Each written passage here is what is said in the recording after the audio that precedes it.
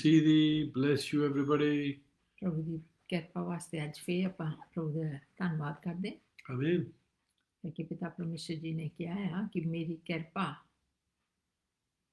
ਹਰ ਰੋਜ਼ ਤੁਹਾਡੇ ਵਾਸਤੇ ਨਵੀਂ ਆ Amen. That's right. ਤੇ ਸੱਚੀ ਅੱਜ ਵੀ ਉਹਦੀ ਕਿਰਪਾ ਆਪਣੇ Praise the ਕਿਉਂਕਿ Lord. ਹਰ ਰੋਜ਼ ਸਾਡੇ ਵਾਸਤੇ ਇੱਕ ਜਿਹੜਾ ਜੀਵਨ ਆ ਉਹਦੀ ਕਿਰਪਾ ਦੇ ਨਾਲ ਦਿੱਤਾ ਜਾਂਦਾ ਹੈ ਸੋ ਅਸੀਂ ਆਪਣੇ ਪਿਤਾ ਪਰਮੇਸ਼ਰ ਜੀ ਨੂੰ ਤੇ ਆਪਣੇ ਯਿਸੂ ਮਸੀਹ ਜੀ ਨੂੰ ਜਿਹੜੇ ਸਾਡੇ ਪ੍ਰਭੂ ਆ ਔਰ ਜਿਹੜੇ ਪਵਿੱਤਰ ਆਤਮਾ ਜੀ ਹੈ ਸਵਰਗਦੂਤ ਆ ਉਹਨਾਂ ਸਾਰਿਆਂ ਦਾ ਵੈਲਕਮ ਕਰਦੇ ਹਾਂ Amen. ਔਰ ਤੁਹਾਡਾ ਵੀ ਜਿਹੜੇ ਬਹੁਤ ਪਿਆਰੇ ਪਰਮੇਸ਼ਰ ਦੇ ਚੁਣੇ ਹੋਏ ਲੋਕ ਆ ਉਹਨਾਂ ਦਾ ਵੀ ਸਵਾਗਤ ਕਰਦੇ ਹਾਂ ਕਿਉਂਕਿ ਆਪਾਂ ਅੱਜ ਉਹਦੀ ਹਜ਼ੂਰੀ ਦੇ ਵਿੱਚ ਬੈਠ ਕੇ ਪ੍ਰਭੂ ਦੀ ਕਿਰਪਾ ਨੂੰ ਸੁਣਨਾ ਆ ਤੇ ਪ੍ਰਭੂ ਦੇ ਬਚਨਾਂ ਨੂੰ ਸੁਣਨਾ ਕਿਉਂਕਿ ਸੱਚਮੁੱਚ ਤੁਸੀਂ ਬਹੁਤ ਪਿਆਰੇ ਆ ਪ੍ਰਭੂ ਨੇ ਤੁਹਾਨੂੰ ਚੁਣਿਆ ਆ ਖਾਸ ਲੋਕ ਆ ਤੁਸੀਂ ਸੋ ਆਪਣੇ ਉੱਤੇ ਜਦੋਂ ਬੈਰੀ ਸਾਡੇ ਉੱਤੇ ਕੋਈ ਦੋਸ਼ ਲਾਉਂਦਾ ਆ ਉਹਨੂੰ ਕਬੂਲ ਨਹੀਂ ਕਰਨਾ Amen. ਕਿਉਂਕਿ ਪਿਤਾ ਪਰਮੇਸ਼ਰ ਨੇ ਸਾਡੇ ਲਈ ਰਾਹ ਬਣਾਤਾ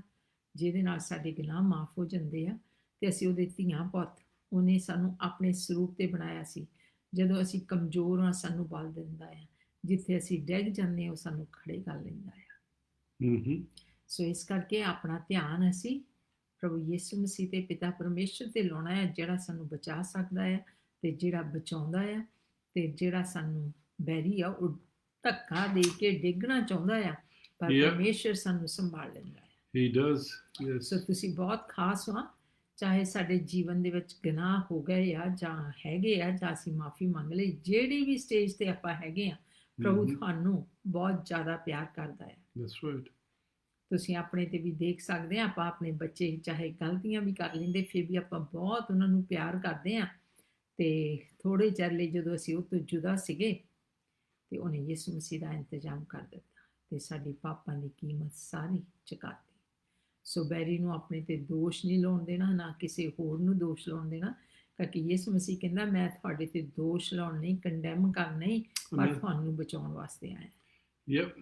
ਆਮੇਨ ਸੋ Amen. ਅਸੀਂ ਤੁਹਾਡਾ ਸਵਾਗਤ ਕਰਦੇ ਹਾਂ ਤੇ ਜਿੱਦਾਂ ਆਪਾਂ ਕਹਿੰਦੇ ਹੁੰਦੇ ਕਿ ਆਹ ਜਿਹੜਾ ਲਿੰਕ ਆ ਤੁਸੀਂ ਜ਼ਰੂਰ ਦੂਜਿਆਂ ਦੇ ਨਾਲ ਸ਼ੇਅਰ ਕਰੋ Yep. ਤਾਂ ਕਿ ਆਪਾਂ ਇਹ ਖੁਸ਼ਖਬਰੀ ਜਿਹੜੀ ਆ ਪ੍ਰਭੂ ਯਿਸੂ ਮਸੀਹ ਜੀ ਦੀ ਕਿ ਪਾਪੀਆਂ ਨੂੰ ਬਚਾਉਣ ਵਾਸਤੇ ਦੁਨੀਆ ਵਿੱਚ ਆ ਗਏ ਤੇ ਉਹਨਾਂ ਨੇ ਆਪਣਾ ਪਿਆਰ ਸਾਨੂੰ ਦਿਖਾ ਲਿਆ ਆਪਣਾ ਜੀਵਨ ਦੇ ਕੇ Amen. ਇੱਥੇ ਮੈਨੂੰ ਇੱਕ ਗੱਲ ਚੇਤੇ ਆਉਂਦੀ ਆ ਸਾਰੇ ਕਹਿੰਦੇ ਸਾਰੇ ਇੱਕੋ ਜਿਹੇ ਆ ਜ਼ਰੂਰ ਪਰ ਪਰਮੇਸ਼ਰ ਇੱਕੋ ਹੀ ਆ ਤੇ ਉਹਦਾ ਪੁੱਤ ਵੀ ਇੱਕੋ ਹੀ ਆ Mm-hmm.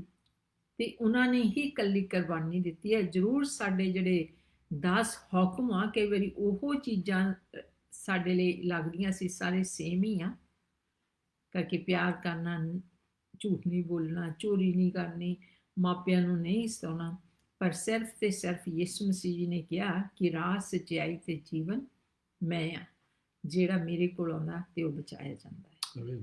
ਕਾਹਦੇ ਤੋਂ ਬਚਾਇਆ ਜਾਂਦਾ ਪਾਪਾਂ ਵਾਲੇ ਜੀਵਨ ਤੋਂ ਆਮੇਨ ਸੋ ਆਪਾਂ ਇੱਥੇ ਬਹੁਤ ਕਲੀਅਰਲੀ ਸਾਨੂੰ ਪ੍ਰਭੂ ਦਾ ਵਚਨ ਦੱਸਦਾ ਆ ਕਿ ਉਹ ਸਾਨੂੰ ਪਿਆਰ ਕਰਦੇ ਆ ਤੇ ਉਹਨਾਂ ਨੇ ਆਪਣੀ ਜਾਨ ਦਿੱਤੀ ਆ ਸੋ ਅਸੀਂ ਫਿਰ ਤੁਹਾਡਾ ਸਵਾਗਤ ਕਰਦੇ ਹਾਂ ਔਰ ਜੇ ਤੁਸੀਂ ਬੈਠ ਗਏ ਆ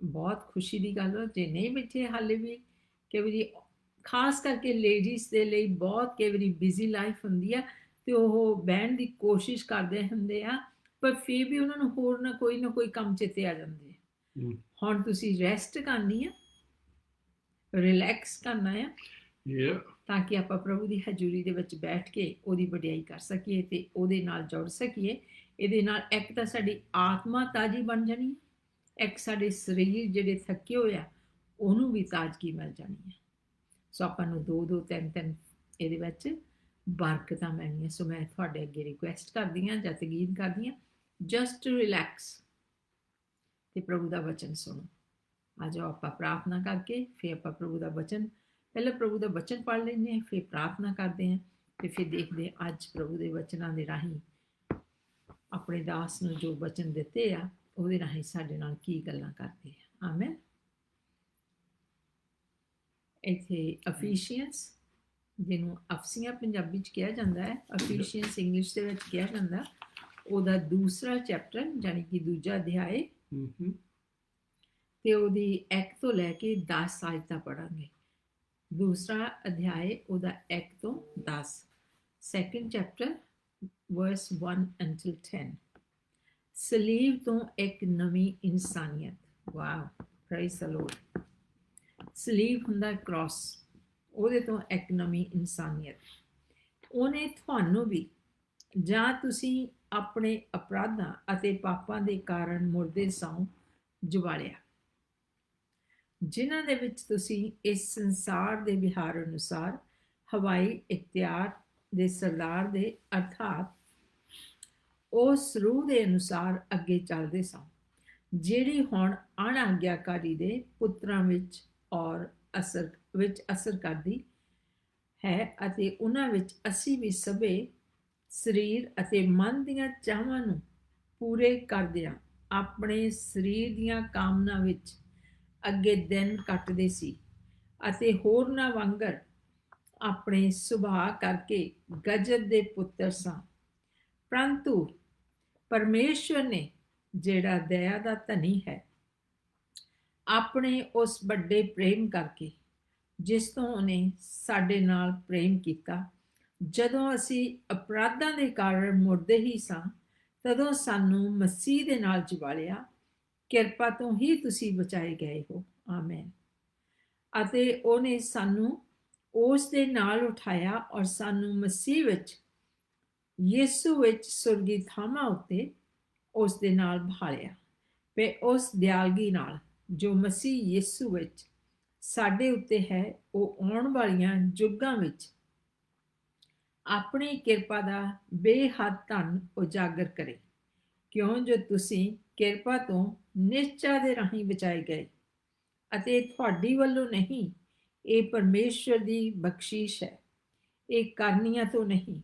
ਅਜਿਹਾ ਨਾ ਹੋਵੇ ਕਿ ਕੋਈ ਘਮੰਡ ਕਰੇ, ਕਿਉਂ ਜੋ ਅਸੀਂ ਉਸ ਦੀ ਰਚਨਾ ਹਾਂ, ਜਿਹੜੇ ਮਸੀਹ ਯਿਸੂ ਵਿੱਚ ਸ਼ੁਭ ਕਰਮਾਂ ਲਈ ਰਚੇ ਗਏ, ਜੋ ਪਰਮੇਸ਼ਵਰ ਨੇ ਅੱਗੋਂ ਹੀ ਤਿਆਰ ਕੀਤੇ ਸਨ ਕਿ ਅਸੀਂ ਉਹਨਾਂ ਵਿੱਚ ਲੱਗੇ ਰਹੀਏ। ਆਮੇਨ। ਪ੍ਰਭੂ ਜੀ ਇਸ ਵਚਨ ਤੇ ਆਪਾਂ ਨੂੰ ਆਸ਼ੀਸ਼ ਤੇ ਬਰਕਤ ਦੇਵੇ। ਤੇ ਆਜੋ ਆਪਾਂ ਪ੍ਰਾਰਥਨਾ ਕਰੀਏ। ਸਾਰੇ ਆਪਾਂ ਪ੍ਰਭੂ ਦੀ ਹਜ਼ੂਰੀ ਵਿੱਚ ਆਪਣੇ ਆਪ ਨੂੰ ਨੀਵਾਂ ਕਰਦੇ ਹਾਂ, ਆਪਣੇ ਆਪ ਨੂੰ ਉਹਦੀ ਹਜ਼ੂਰੀ ਦੇ ਵਿੱਚ ਸਰੈਂਡਰ ਕਰ ਦਿੰਦੇ ਹਾਂ। ਸੱਚੇ ਪਿਤਾ ਪ੍ਰਭੂ ਜੀ, ਅਸੀਂ ਤੁਹਾਡਾ ਧੰਨਵਾਦ, ਤੁਹਾਡਾ ਸ਼ੁਕਰ ਕਰਦੇ ਹਾਂ ਇਸ ਵੇਲੇ, ਇਸ ਟਾਈਮ ਵਾਸਤੇ ਜੋ ਤੁਸੀਂ ਸਾਨੂੰ ਸਾਰੇ ਕੰਮਾਂ ਤੋਂ ਬੇਲ ਕੱਢ ਕੇ ਦਿੱਤਾ, ਆਜ਼ਾਦੀ ਦਿੱਤੀ ਆ ਕਿ ਅਸੀਂ ਇਸ ਮੀਡੀਆ ਦੇ ਥਾਣੀ ਤੁਹਾਡੇ ਵਚਨ ਤੁਹਾਡੇ ਲੋਕਾਂ ਤੱਕ ਪਹੁੰਚਾ ਸਕਦੇ ਹਾਂ। ਅਸੀਂ ਰਲ ਕੇ ਬੈਠ ਕੇ ਤੇਰੀ ਸਿਜਦਾ ਕਰ ਸਕਦੇ ਹਾਂ। ਇਸ ਵੇਲੇ ਪਿਤਾ ਪ੍ਰਭੂ ਜੀ, ਤੁਸੀਂ ਆਪਣੇ ਬੱਚਿਆਂ ਨੂੰ ਤਰਸ ਵਾਲਾ ਦਿਲ ਦਿੱਤਾ ਆ, ਉਹਨਾਂ ਤੇ ਤਰਸ ਖਾਂਦੇ ਆ ਔਰ ਕਿਰਪਾ ਦਿੱਤੀ ਆ, ਪਿਆਰ ਕਰਦੇ ਆ, ਤੇ ਅਸੀਂ ਤੁਹਾਡੀ ਵਡਿਆਈ ਕਰਦੇ ਹਾਂ ਪ੍ਰਭੂ ਜੀ। ਇਸ ਵਚਨਾਂ ਦੇ ਰਾਹੀਂ ਜੋ ਵੀ ਅੱਜ ਤੁਸੀਂ ਸਾਨੂੰ ਸਿਖਾਓ ਪ੍ਰਭੂ ਜੀ, ਤੁਸੀਂ ਸਾਡੇ ਕੰਨ ਖੋਲ੍ਹਣਾ ਕਿ ਅਸੀਂ ਤੁਹਾਡੀ ਆਵਾਜ਼ ਨੂੰ ਸੁਣਨ ਨੂੰ ਤਿਆਰ ਹੋਈਏ। ਪਵਿੱਤਰ ਆਤਮਾ ਜੀ, ਤੁਸੀਂ ਆਪਣੇ ਬੱਚਿਆਂ ਦੇ ਉੱਤੇ ਜਿੱਥੇ ਵੀ ਕਿਤੇ ਹੈਗੇ ਆ, ਜਿੱਥੇ ਵੀ ਸੁਣਦੇ ਆ ਪ੍ਰਭੂ, ਤੁਹਾਡੀ ਹਜ਼ੂਰੀ ਉਹਨਾਂ ਦੇ ਨਾਲ ਆ, ਕਿਉਂਕਿ ਤੁਹਾਡਾ ਵਾਅਦਾ ਹੈ ਕਿ ਜਿੱਥੇ ਵੀ ਤੁਸੀਂ ਹੈਗੇ, ਮੈਂ ਹਰ ਵੇਲੇ ਤੁਹਾਡੇ ਨਾਲ ਹਾਂ। ਤੇ ਤੁਸੀਂ ਇਸ ਵੇਲੇ ਸਾਡੇ ਨਾਲ ਹੋ, ਤੇ ਸਾਡੇ ਭੈਣ ਭਰਾਵਾਂ ਦੇ ਨਾਲ, ਬੱਚਿਆਂ ਦੇ ਨਾਲ, ਬਜ਼ੁਰਗਾਂ ਦੇ ਨਾਲ, ਜਿੰਨੇ ਵੀ ਅੱਜ ਸੁਣਦੇ ਆ ਪ੍ਰਭੂ, ਤੁਸੀਂ ਹਰ ਇੱਕ ਦੇ ਨਾਲ ਬੈਠੇ ਆ। ਸੋ ਹੁਣ ਦੇ ਕਿ ਪ੍ਰਭੂ ਜੀ, ਉਹ ਤੁਹਾਡੀ ਪ੍ਰੈਜ਼ੈਂਸ ਨੂੰ ਪਛਾਣ ਲੈਣ ਔਰ ਜਾਣ ਲੈਣ, ਔਰ ਜੋ ਵੀ ਅਸੀਂ ਅੱਜ ਸਿੱਖੀਏ ਸਾਡੇ ਵਾਸਤੇ ਪ੍ਰਭੂ ਜੀ ਇੱਕ ਆਤਮਿਕ ਖੁਰਾਕ ਹੋਵੇ, ਤੇ ਤੁਹਾਡੇ ਨਾਮ ਨੂੰ ਜਲਾਲ ਆਵੇ, ਉਹਦੇ ਵਿੱਚ ਤੁਹਾਡੇ ਨਾਮ ਦੀ ਵਡਿਆਈ ਹੋਵੇ। ਕੋਈ ਵੀ ਇਨਸਾਨ ਵਡਿਆਇਆ ਨਾ ਜਾਵੇ, ਸਿਰਫ ਤੇ ਸਿਰਫ ਸਾਡੇ ਪ੍ਰਭੂ ਯਿਸੂ ਮਸੀਹ ਦੇ ਨਾਮ ਨੂੰ ਜਲਾਲ ਆਵੇ, ਕਿਉਂਕਿ ਉਹੀ ਆ ਜੋ ਆਪਣੇ ਲੋਕਾਂ ਦੀ ਮਦਦ ਕਰਨ ਇਸ ਦੁਨੀਆ ਤੇ ਆ ਗਏ ਔਰ ਨੀਵੇਂ ਹੋਵੇ। ਅੱਜ ਪ੍ਰਭੂ ਜੀ, ਅਸੀਂ ਵੀ ਤੁਹਾਡੀ ਹਜ਼ੂਰੀ ਦੇ ਵਿੱਚ ਆਪਣੇ ਆਪ ਨੂੰ ਨੀਵੇਂ ਕਰਦੇ ਹਾਂ ਔਰ ਤੁਹਾਡੀ ਮਹਿਮਾ ਕਰਦੇ ਹਾਂ, ਯਿਸੂ ਮਸੀਹ ਦੇ ਮਿੱਠੇ ਤੇ ਜਲਾਲੀ ਨਾਂ ਦੇ ਵਿੱਚ ਮੰਗਦੇ ਹਾਂ। ਆਮੇਨ। Amen. Thank you.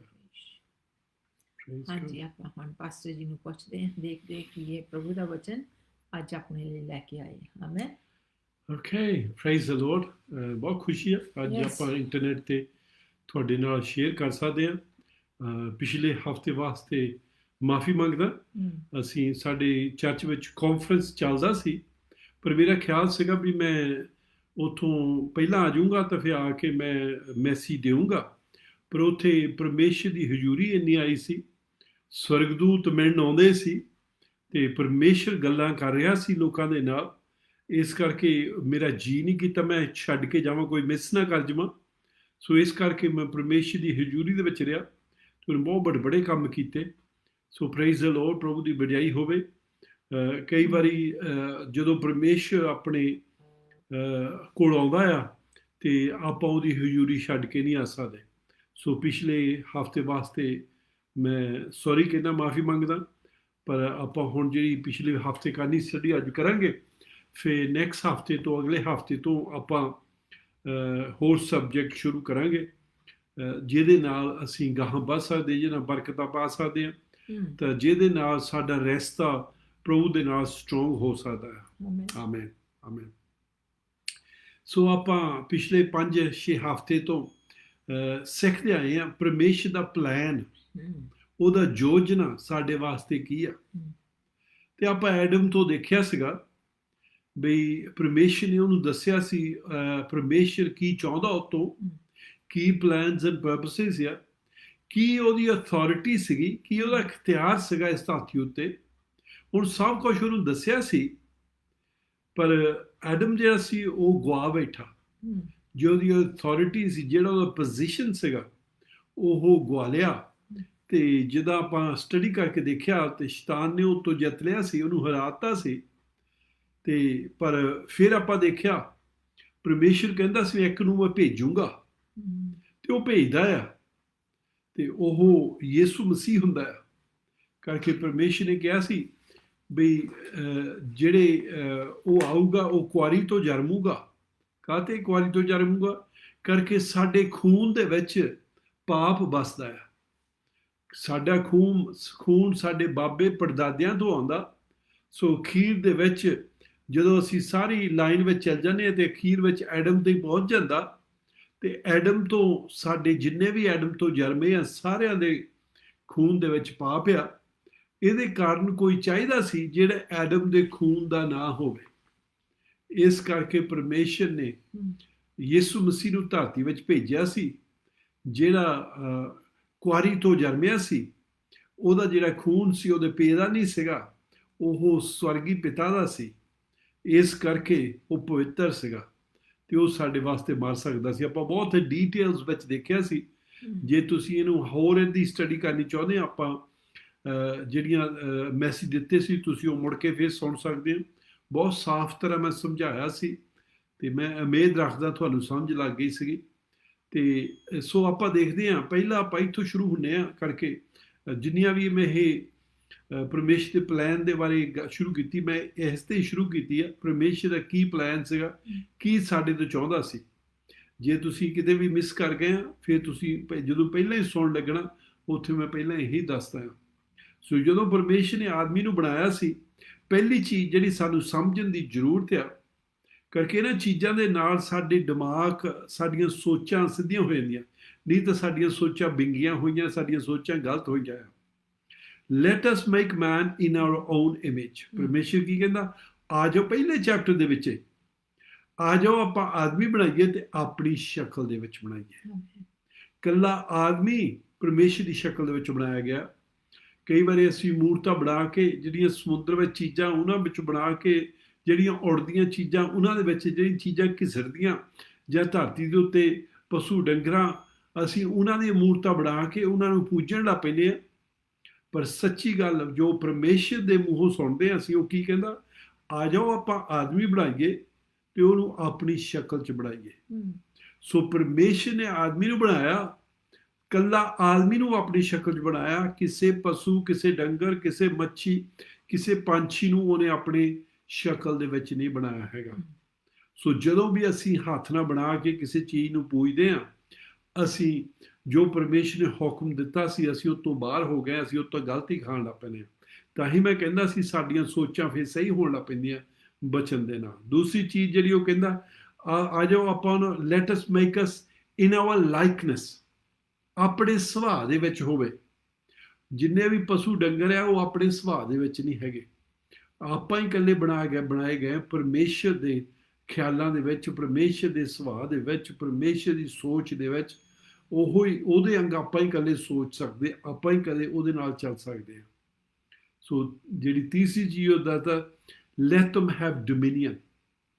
ਉਹ ਸਾਰੀਆਂ ਚੀਜ਼ਾਂ ਦੇ ਉੱਤੇ ਹੱਕ ਰੱਖਣ ਜਾਂ ਸ਼ਕਤੀ ਰੱਖਣ, ਉਹ ਰਾਜ ਕਰਨ।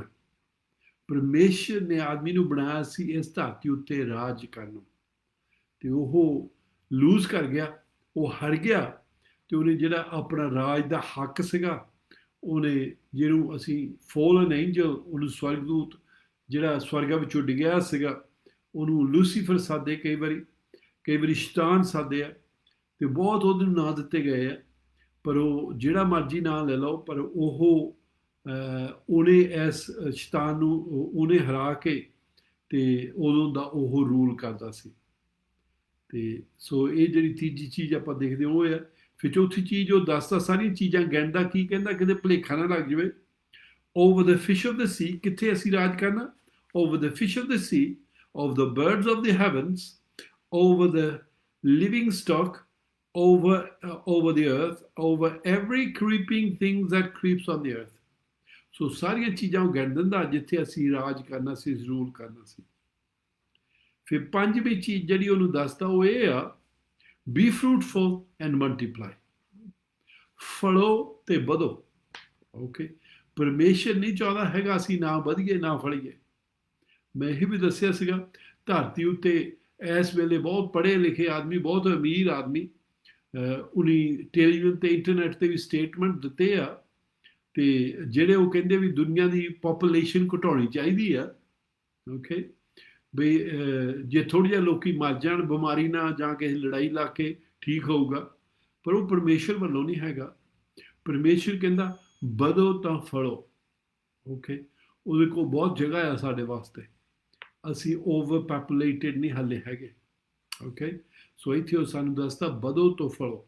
ਸੋ ਜਿੰਨੀਆਂ ਵੀ ਇਸ ਵੇਲੇ ਸਾਡੀਆਂ ਲੜਕੀਆਂ ਜਾਂ ਭੈਣਾਂ ਜਿਨ੍ਹਾਂ ਦੇ ਕੋਲ ਬੱਚਾ ਨਹੀਂ ਹੈਗੀਆਂ ਪਰ ਉਹ ਚਾਹੁੰਦੀਆਂ ਆ, ਤੇ ਪਰਮੇਸ਼ਰ ਦੀ ਮਰਜ਼ੀ ਇਹ ਹੀ ਆ ਬਈ ਤੁਸੀਂ ਵਧੋ ਤਾਂ ਫੜੋ।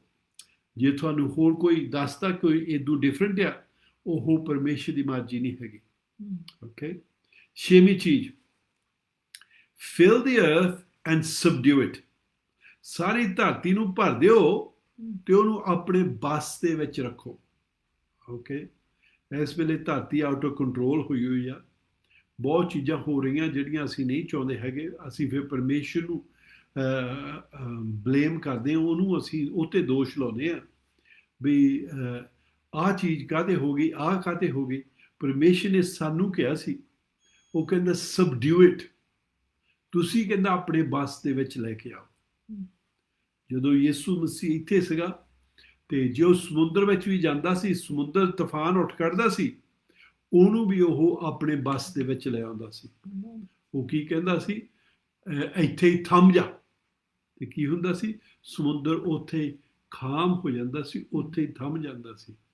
ਇਹ ਪਰਮੇਸ਼ਰ ਨੇ ਆਦਮੀ ਨੂੰ ਦਿੱਤਾ ਸੀ, ਪਰ ਆਦਮੀ ਇਹਦੇ ਵਿੱਚੋਂ ਡਿੱਗ ਪਿਆ ਸੀ। ਪਰ ਜਿੱਦਾਂ ਆਪਾਂ ਕਹਿ ਕੇ ਹਟਿਆ, ਆਪਾਂ ਹੁਣ ਮੁੜ ਕੇ ਨਹੀਂ ਦੇਖਣੇ ਹੈਗੇ। ਪਰ ਪਰਮੇਸ਼ਰ ਨੇ, ਜੇ ਤੁਸੀਂ ਨਹੀਂ ਸੁਣੇ ਹੈਗੇ, ਤੁਸੀਂ ਮਿਸ ਕਰ ਗਏ, ਤੁਸੀਂ ਮੁੜ ਕੇ ਫੇਸਬੁੱਕ ਤੇ ਜਾ ਕੇ ਆਲ ਨੇਸ਼ਨਸ ਚਰਚ, ਆਲ ਨੇਸ਼ਨਸ ਪੰਜਾਬੀ ਚਰਚ ਦੀ ਫੇਸਬੁੱਕ ਤੇ ਜਾ ਕੇ ਤੁਸੀਂ ਮੁੜ ਕੇ ਫੇਰ ਸੁਣ ਸਕਦੇ ਹੋ। ਓਕੇ, YouTube ਤੇ ਵੀ ਹੈਗਾ ਆ, ਤੁਸੀਂ YouTube ਤੇ ਵੀ ਜਾ ਕੇ ਇਹ ਸੁਣ ਸਕਦੇ ਆ, ਸਾਰੇ ਮੈਸੇਜਸ ਉੱਥੇ ਹੈਗੇ ਆ। ਓਕੇ, ਉੱਥੇ ਪਾਉਣਾ ਪੈਣਾ ਹੈਗਾ ਆਲ ਨੇਸ਼ਨਸ ਪੰਜਾਬੀ ਚਰਚ, ਤੇ ਫਿਰ ਤੁਹਾਨੂੰ YouTube ਤੇ ਵੀ ਆ ਜਾਣੇ ਤੇ ਫੇਸਬੁੱਕ ਤੇ ਵੀ ਆ ਜਾਣੇ ਆ। ਓਕੇ ਜੀ, ਸੋ ਪਰ ਆਪਾਂ ਹੁਣ ਮੁੜ ਕੇ ਉਹ ਚੀਜ਼ ਨਹੀਂ ਕਰ ਸਕਦੇ ਹੈਗੇ, ਆਪਾਂ ਨੂੰ ਗਾਹਾਂ ਵਧਣ ਦੀ ਜ਼ਰੂਰਤ ਹੈ। ਸੋ ਇੱਥੇ ਆਪਾਂ ਦੇਖਦੇ ਹਾਂ, ਜਦੋਂ ਪਰਮੇਸ਼ਰ ਨੇ ਮੁੜ ਕੇ ਫੇਰ ਆਦਮੀ ਨੂੰ ਉਸ ਹੱਦ ਉੱਤੇ ਲਿਆਂਦਾ ਜਿੱਥੇ ਆਦਮ ਪਹਿਲਾਂ ਸੀਗਾ। ਓਕੇ, ਸੋ ਪਰਮੇਸ਼ਰ ਨੇ ਉੱਥੇ ਮੁੜ ਕੇ ਲਿਆਂਦਾ। ਉਹ ਕਿੱਦਾਂ ਆਇਆ? ਯਿਸੂ ਮਸੀਹ ਨੇ ਉਹ ਉੱਥੇ ਲੈ ਕੇ ਆਂਦਾ। ਯਿਸੂ ਮਸੀਹ ਨੇ ਸ਼ੈਤਾਨ ਨੂੰ ਹਰਾ ਕੇ ਉਹਨੂੰ ਆਪਣੇ ਪੈਰਾਂ ਥੱਲੇ ਸੱਟ ਕੇ, ਤੇ ਉਹ ਜਿਹੜੀ ਸ਼ਕਤੀ ਸੀਗੀ, ਜਿਹੜਾ ਅਸੀਂ ਹੱਦ ਗਵਾ ਬੈਠੇ ਸੀ, ਜਿਹੜੀਆਂ ਅਸੀਂ ਚਾਬੀਆਂ ਗਵਾ ਲਈਆਂ ਸੀਗੀਆਂ, ਉਹਦੇ ਕੋਲੋਂ ਲੈ ਲੈਂਦਾ ਆ। ਸ਼ੈਤਾਨ ਦੇ ਕੋਲੋਂ ਉਹ ਜਾ ਕੇ ਲੈ ਲਈ ਤਾਂ ਹੱਥੋਂ ਫੜ ਲੈਂਦਾ ਉਹਦੇ, ਤੇ ਉਹ ਫੇਰ ਆ ਕੇ ਕਲੀਸਿਆ ਨੂੰ, ਸਾਨੂੰ ਜਿਹੜੇ ਅਸੀਂ ਕਲੀਸਿਆ ਦੇ ਮੈਂਬਰਸ ਆ, ਸਾਨੂੰ ਲਿਆ ਕੇ ਦੇਂਦਾ ਆ। ਸੋ ਅੱਜ ਅਥਾਰਟੀ ਸਾਡੇ ਕੋਲ ਆ। ਓਕੇ, ਤੁਸੀਂ ਕਹਿੰਦੇ ਜਗਦੀਸ਼ ਤੁਸੀਂ ਇਹਦਾ ਕਹਿੰਦੇ ਕਿੱਥੇ ਲਿਖਿਆ ਬਾਈਬਲ ਦੇ ਵਿੱਚ? ਅੱਜ ਤੁਹਾਨੂੰ ਬਾਈਬਲ ਵਿੱਚੋਂ ਦਿਖਾਵਾਂਗੇ ਤੇ ਤੁਸੀਂ ਕੇਅਰਫੁਲੀ ਦੇਖਣਾ ਆ। ਜੇ ਤੁਹਾਡੇ ਕੋਲ ਬਾਈਬਲ ਹੈਗੀ ਆ, ਆਪਣੀ ਬਾਈਬਲ ਦੇ ਸਾਡੇ ਨਾਲ ਤੁਸੀਂ ਫੋਲ ਸਕਦੇ ਆ। ਨਹੀਂ ਤਾਂ ਇਹ ਜਿਹੜੀਆਂ ਵੀ ਆਇਤਾਂ ਦੱਸਦਾ ਤੁਸੀਂ ਲਿਖ ਲੈਣੀਆਂ, ਫਿਰ ਤੁਸੀਂ ਆਪਣੀ ਬਾਈਬਲ ਦੇ ਵਿੱਚ ਦੇਖਣੀਆਂ। ਆਮੀਨ। ਜੇ ਤੁਹਾਡੇ ਕੋਲ ਬਾਈਬਲ ਹੈ ਨਹੀਂ, ਫਿਰ ਤੁਸੀਂ ਖਰੀਦੋ ਬਾਈਬਲ ਲਓ ਤੇ ਬਾਈਬਲ ਕੋਲ ਰੱਖੋ, ਉਹਦੇ ਵਿੱਚੋਂ ਚੈੱਕ ਕਰਿਆ ਕਰੋ। ਇਹਦੇ ਨਾਲ ਅਸੀਂ ਆਪਣੀ ਖਿਆਲ ਸਹੀ ਰੱਖਦੇ ਹਾਂ। ਜਦੋਂ ਸਾਨੂੰ ਕੋਈ ਗਲਤ ਚੀਜ਼ਾਂ ਸਿਖਾਉਂਦਾ ਤੇ ਸਾਨੂੰ ਫਿਰ ਅਸੀਂ ਉਹਨੂੰ ਰਿਜੈਕਟ ਕਰ ਸਕਦੇ ਹਾਂ। ਅਸੀਂ ਕਹਿ ਸਕਦੇ ਹਾਂ ਬਾਈਬਲ ਦੇ ਵਿੱਚ ਨਹੀਂ ਹੈਗਾ, ਫਿਰ ਅਸੀਂ ਭੁਲੇਖਾ ਨਹੀਂ ਖਾਣਾ ਹੈਗਾ। ਸੋ ਸਾਡੇ ਵਾਸਤੇ ਜ਼ਰੂਰਤ ਹੈ ਸਾਡੇ ਕੋਲ ਬਾਈਬਲ ਹੋਵੇ। ਸੋ ਇੱਥੇ ਜੋ ਵੀ ਅੱਜ ਅਸੀਂ ਪੜ੍ਹਿਆ ਆ ਐਫੀਸ਼ੀਅਨਸ ਦੀ ਕਿਤਾਬ ਪਹਿਲਾ ਚੈਪਟਰ ਉਹਦੀ 20 ਤੋਂ 23 ਆਇਤ ਵਿੱਚ ਇੱਥੇ ਦੱਸਦਾ ਜਦੋਂ ਯਿਸੂ ਮਸੀਹ ਮੁਰਦਿਆਂ ਵਿੱਚੋਂ ਜੀ ਉੱਠਿਆ ਸੀ, ਬਈ ਉਹਨੇ ਕੀ ਕੰਮ ਕੀਤਾ ਸੀਗਾ। ਓਕੇ, 20ਵੀਂ ਆਇਤ ਦੇ ਵਿੱਚ ਕਹਿੰਦਾ that he worked in Christ when he raised him from the dead and seated him at his right hand in the heavenly places। ਹਾਂਜੀ, 20ਵੀਂ ਆਇਤ ਪੜ੍ਹਿਓ। ਅਫੀਸ਼ੀਅਨਸ ਉਹਦਾ ਪਹਿਲਾ ਚੈਪਟਰ ਤੇ ਉਹਦੀ 20ਵੀਂ ਆਇਤ ਆਪਾਂ ਪੜ੍ਹਦੇ ਹਾਂ। ਇੱਥੇ ਲਿਖਿਆ ਜਿਹੜਾ ਉਹਨੇ ਮਸੀਹ ਵਿੱਚ ਕੀਤਾ ਜਦ ਉਸ ਨੂੰ ਮੁਰਦਿਆਂ ਵਿੱਚੋਂ ਜਵਾਲਿਆ ਅਤੇ ਸੁਰਗੀ ਥਾਵਾਂ ਵਿੱਚ ਆਪਣੇ ਸੱਜੇ ਹੱਥ ਬਹਾਲਿਆ। ਆਮੀਨ। ਆਮੀਨ। ਜਦੋਂ ਯਿਸੂ ਮਸੀਹ ਨੇ ਜਿੰਨੇ ਵੀ ਕੰਡੀਸ਼ਨਸ ਪੂਰੇ ਕਰਨ ਦੀ ਜ਼ਰੂਰਤ ਸੀਗੀ, ਜੋ ਸਵਰਗਾਂ ਦੇ ਕੋਰਟ ਨੇ ਕਿਹਾ ਸੀ ਆਹ ਚੀਜ਼ਾਂ ਕਰਨ ਦੀ ਜ਼ਰੂਰਤ ਆ, ਉਹ ਸਾਰੇ ਪੂਰੇ ਹੋ ਗਏ ਤੇ ਪਰਮੇਸ਼ਰ ਨੇ ਉਹਨੂੰ ਮੁਰਦਿਆਂ ਵਿੱਚੋਂ ਜਗਾ ਲਿਆ। ਤੇ ਆਪਾਂ ਕਲੋਸੀਅਸ ਦੀ ਕਿਤਾਬ ਵਿੱਚੋਂ ਦੇਖਿਆ ਸੀ, ਉਹਨੇ ਸ਼ੈਤਾਨ ਉੱਤੇ ਫਤਿਹ ਪਾਈ ਸੀ, ਭੂਤਾਂ ਉੱਤੇ ਫਤਿਹ ਪਾਈ ਸੀ, ਦੁਰਸ਼ ਆਤਮਾ ਉੱਤੇ ਫਤਿਹ ਪਾਈ ਸੀ। ਤੇ ਉਹਨਾਂ ਦੇ ਖਿਆਲ ਸੀਗਾ ਅਸੀਂ ਇਹਨੂੰ ਨਰਕਾਂ ਵਿੱਚ ਹੁਣ ਰੱਖ ਲੈਣਾ। ਪਰ ਜਦੋਂ ਤੀਸਰਾ ਦਿਨ ਆਇਆ ਤੇ ਸਵਰਗਾਂ ਵਿੱਚੋਂ ਲੋ ਆਈ ਤੇ ਉਹਨੇ ਉਹਨਾਂ ਨੂੰ ਆਪਣਾ ਗਲੋਂ ਐਨ ਏਦਾਂ ਹੀ ਲਿਖਿਆ ਗਲੋਂ ਲਾ ਕੇ ਮਾਰਿਆ। ਤੇ ਫਿਰ ਇੱਥੇ ਉਸ ਆਪਾਂ ਦੱਸਦਾ ਆ ਬਈ ਜਦੋਂ ਉਹ ਮੁਰਦਿਆਂ ਵਿੱਚੋਂ ਉਹਨੂੰ ਜਗਾਇਆ ਤੇ ਉਹ ਕੀ ਹੋਇਆ, ਤੇ ਉਹਨੂੰ ਹੁਣ ਪਰਮੇਸ਼ਰ ਨੇ ਆਪਣੇ ਸੱਜੇ ਹੱਥ ਬਿਠਾ ਲਿਆ। ਸੱਜੇ ਹੱਥ ਦਾ ਕੀ ਮਤਲਬ? ਇਦਾਂ ਨਹੀਂ ਹੁੰਦਾ ਉਹ ਹੱਥ ਉੱਤੇ ਬੈਠਾ ਆ। ਓਕੇ, ਸੱਜੇ ਪਾਸੇ ਬੈਠਾ ਇਹਦਾ ਮਤਲਬ ਉਹ ਸਾਰੀ ਅਥਾਰਟੀ ਸਾਰੀ ਪਾਵਰ ਹੁਣ ਯਿਸੂ ਮਸੀਹ ਦੇ ਕੋਲ ਆ। ਕਈ ਵਾਰੀ ਆਪਾਂ ਵੀ ਇਹ ਫਰੇਜ਼ ਯੂਜ਼ ਕਰਦੇ ਹੁੰਦੇ ਆ ਵੀ ਉਹ ਉਹਦੇ ਸੱਜੇ ਹੱਥ ਦਾ ਆਦਮੀ ਆ। ਉਹਦਾ ਕੀ ਮਤਲਬ? ਉਹਦੇ ਕੋਲ ਸਾਰੀ ਅਥਾਰਟੀ, ਉਹ ਸਭ ਕੁਝ ਜੋ ਕੁਝ ਮਰਜ਼ੀ ਕਰ ਸਕਦਾ। ਇੱਥੇ ਅਸੀਂ ਦੇਖਦੇ ਹਾਂ ਯਿਸੂ ਮਸੀਹ ਨੂੰ ਅਥਾਰਟੀ ਦਿੱਤੀ ਗਈ ਤੇ ਸਵਰਗਾਂ ਦੇ ਵਿੱਚ ਉਹਨੂੰ ਪਰਮੇਸ਼ਰ ਦੇ ਨਾਲ ਸੱਜੇ ਹੱਥ ਬਿਠਾਇਆ ਗਿਆ। ਤੇ ਉਹ ਕਿੱਥੇ ਜਗ੍ਹਾ ਆ? 21ਵੀਂ ਆਇਤ ਸਾਨੂੰ ਦੱਸਦੀ ਆ। ਹਾਂਜੀ ਹਾਂਜੀ, ਅਫੀਸ਼ੀਅਨਸ ਚੈਪਟਰ 1 ਐਂਡ ਵਰਸ 21। ਉਹ ਹਰੇਕ ਹਕੂਮਤ, ਇਖਤਿਆਰ, ਕੁਦਰਤ, ਰਿਆਸਤ ਅਤੇ ਹਰੇਕ ਨਾਂ ਦੇ ਉਤਾਹਾਂ ਹੈ ਜੋ ਨਾ ਕੇਵਲ ਇਸ ਯੁੱਗ ਵਿੱਚ ਸਗੋਂ ਆਉਣ ਵਾਲੇ ਯੁੱਗ ਵਿੱਚ ਵੀ ਲਈਦਾ ਹੈ। ਓਕੇ, ਬਹੁਤ ਕੇਅਰਫੁਲੀ ਸੁਣਨਾ ਕਿੱਥੇ ਬੈਠਾ ਯਿਸੂ ਮਸੀਹ। ਤੇ ਸਾਨੂੰ ਬਹੁਤ ਇਹ ਸਮਝਣ ਦੀ ਜ਼ਰੂਰਤ ਆ। ਜੇ ਅਸੀਂ ਸਮਝੇ ਨਹੀਂ ਹੈਗੇ ਤੇ ਸਾਨੂੰ ਘਾਟਾ ਪੈਣਾ, ਸਾਨੂੰ ਪਤਾ ਨਹੀਂ ਲੱਗਣਾ ਤੇ ਅਸੀਂ ਕਈ ਵਾਰੀ ਇੱਦਾਂ ਸੋਚਣਾ ਖਰੇ ਅਸੀਂ ਹਾਰ ਗਏ। ਓਕੇ, ਸੋ ਕਹਿੰਦਾ far above all rule and authority। ਇੱਦਾਂ ਨਹੀਂ ਕਹਿੰਦਾ ਥੋੜਾ ਜਿਹਾ ਸ਼ੈਤਾਨ ਦੀ ਸ਼ਕਤੀ ਨਾਲ ਥੋੜੀ ਜਿਹੀ ਦੂਜੀ ਸ਼ਕਤੀਆਂ ਨਾਲ ਉੱਤੇ ਬਹਿ ਗਿਆ। ਉਹ ਕਹਿੰਦਾ far above, ਬਹੁਤ ਜ਼ਿਆਦਾ ਪਰਮੇਸ਼ਰ ਨੇ ਉਹਨੂੰ ਉੱਤੇ ਕਰ ਦਿੱਤਾ। ਕਾਹਦੇ ਉੱਤੇ? ਜਿਹੜੇ ਇਸ ਧਰਤੀ ਉੱਤੇ ਰੂਲ ਕਰਦੀਆਂ ਸੀ ਇਹ ਚੀਜ਼ਾਂ, ਪਾਵਰ ਐਂਡ ਡੋਮੀਨੀਅਨ, ਜਿਹੜਾ ਹੱਕ ਰੱਖਦੀਆਂ ਸੀਗੀਆਂ ਉਹਨਾਂ ਦੇ ਉੱਤੇ। ਫਿਰ ਕਹਿੰਦਾ ਐਵਰੀ ਨੇਮ, ਜਿਹੜਾ ਵੀ ਤੁਸੀਂ ਨਾਂ ਲੈ ਸਕਦੇ ਆ ਉਹਦਾ ਨਾਂ ਉੱਪਰ ਦੀ ਹੈ। ਐਵਰੀ ਨੇਮ। ਓਕੇ, ਫਿਰ ਕਈ ਵਾਰੀ ਜਦੋਂ ਅਸੀਂ ਸੋਚਦੇ ਹੁੰਦੇ ਹਾਂ ਨਾ ਬਈ ਹੋ ਸਕਦਾ ਬਈ ਉਹ ਤਾਂ ਉਦੋਂ ਦੀ ਗੱਲ ਸੀਗੀ, 2000 ਸਾਲ ਹੋ ਗਿਆ, ਉਦੋਂ ਬਾਅਦ ਤਾਂ ਹੋਰ ਵੀ ਨਾਮ ਬਥੇਰੇ ਆ ਗਏ ਆ। ਓਕੇ, ਸੋ ਇੱਥੇ ਕੀ ਲਿਖਦਾ? not only in this age, ਕੱਲਾ ਉਸ ਟਾਈਮ ਦੇ ਵਿੱਚ ਨਹੀਂ, but in the ages to come, ਜਿਹੜੇ ਗਾਹਾਂ ਵੀ ਆਉਣੇ ਉਹਨਾਂ ਨੂੰ ਉੱਪਰ ਦੀ ਨਾਂ ਆ। ਸੋ ਫਿਰ 21ਵੀਂ ਆਇਤ ਆਪਾਂ ਪੜ੍ਹਦੇ far above all rule and authority, power and dominion, and every name that is named not only in this age but also in that which is to come। ਹਾਂਜੀ, ਇੱਕ ਵਾਰੀ ਫਿਰ ਪੜ੍ਹ ਦਿਓ। ਓਕੇ ਜੀ, ਆਪਾਂ 21 ਫਿਰ ਪੜ੍ਹਨ ਲੱਗੇ।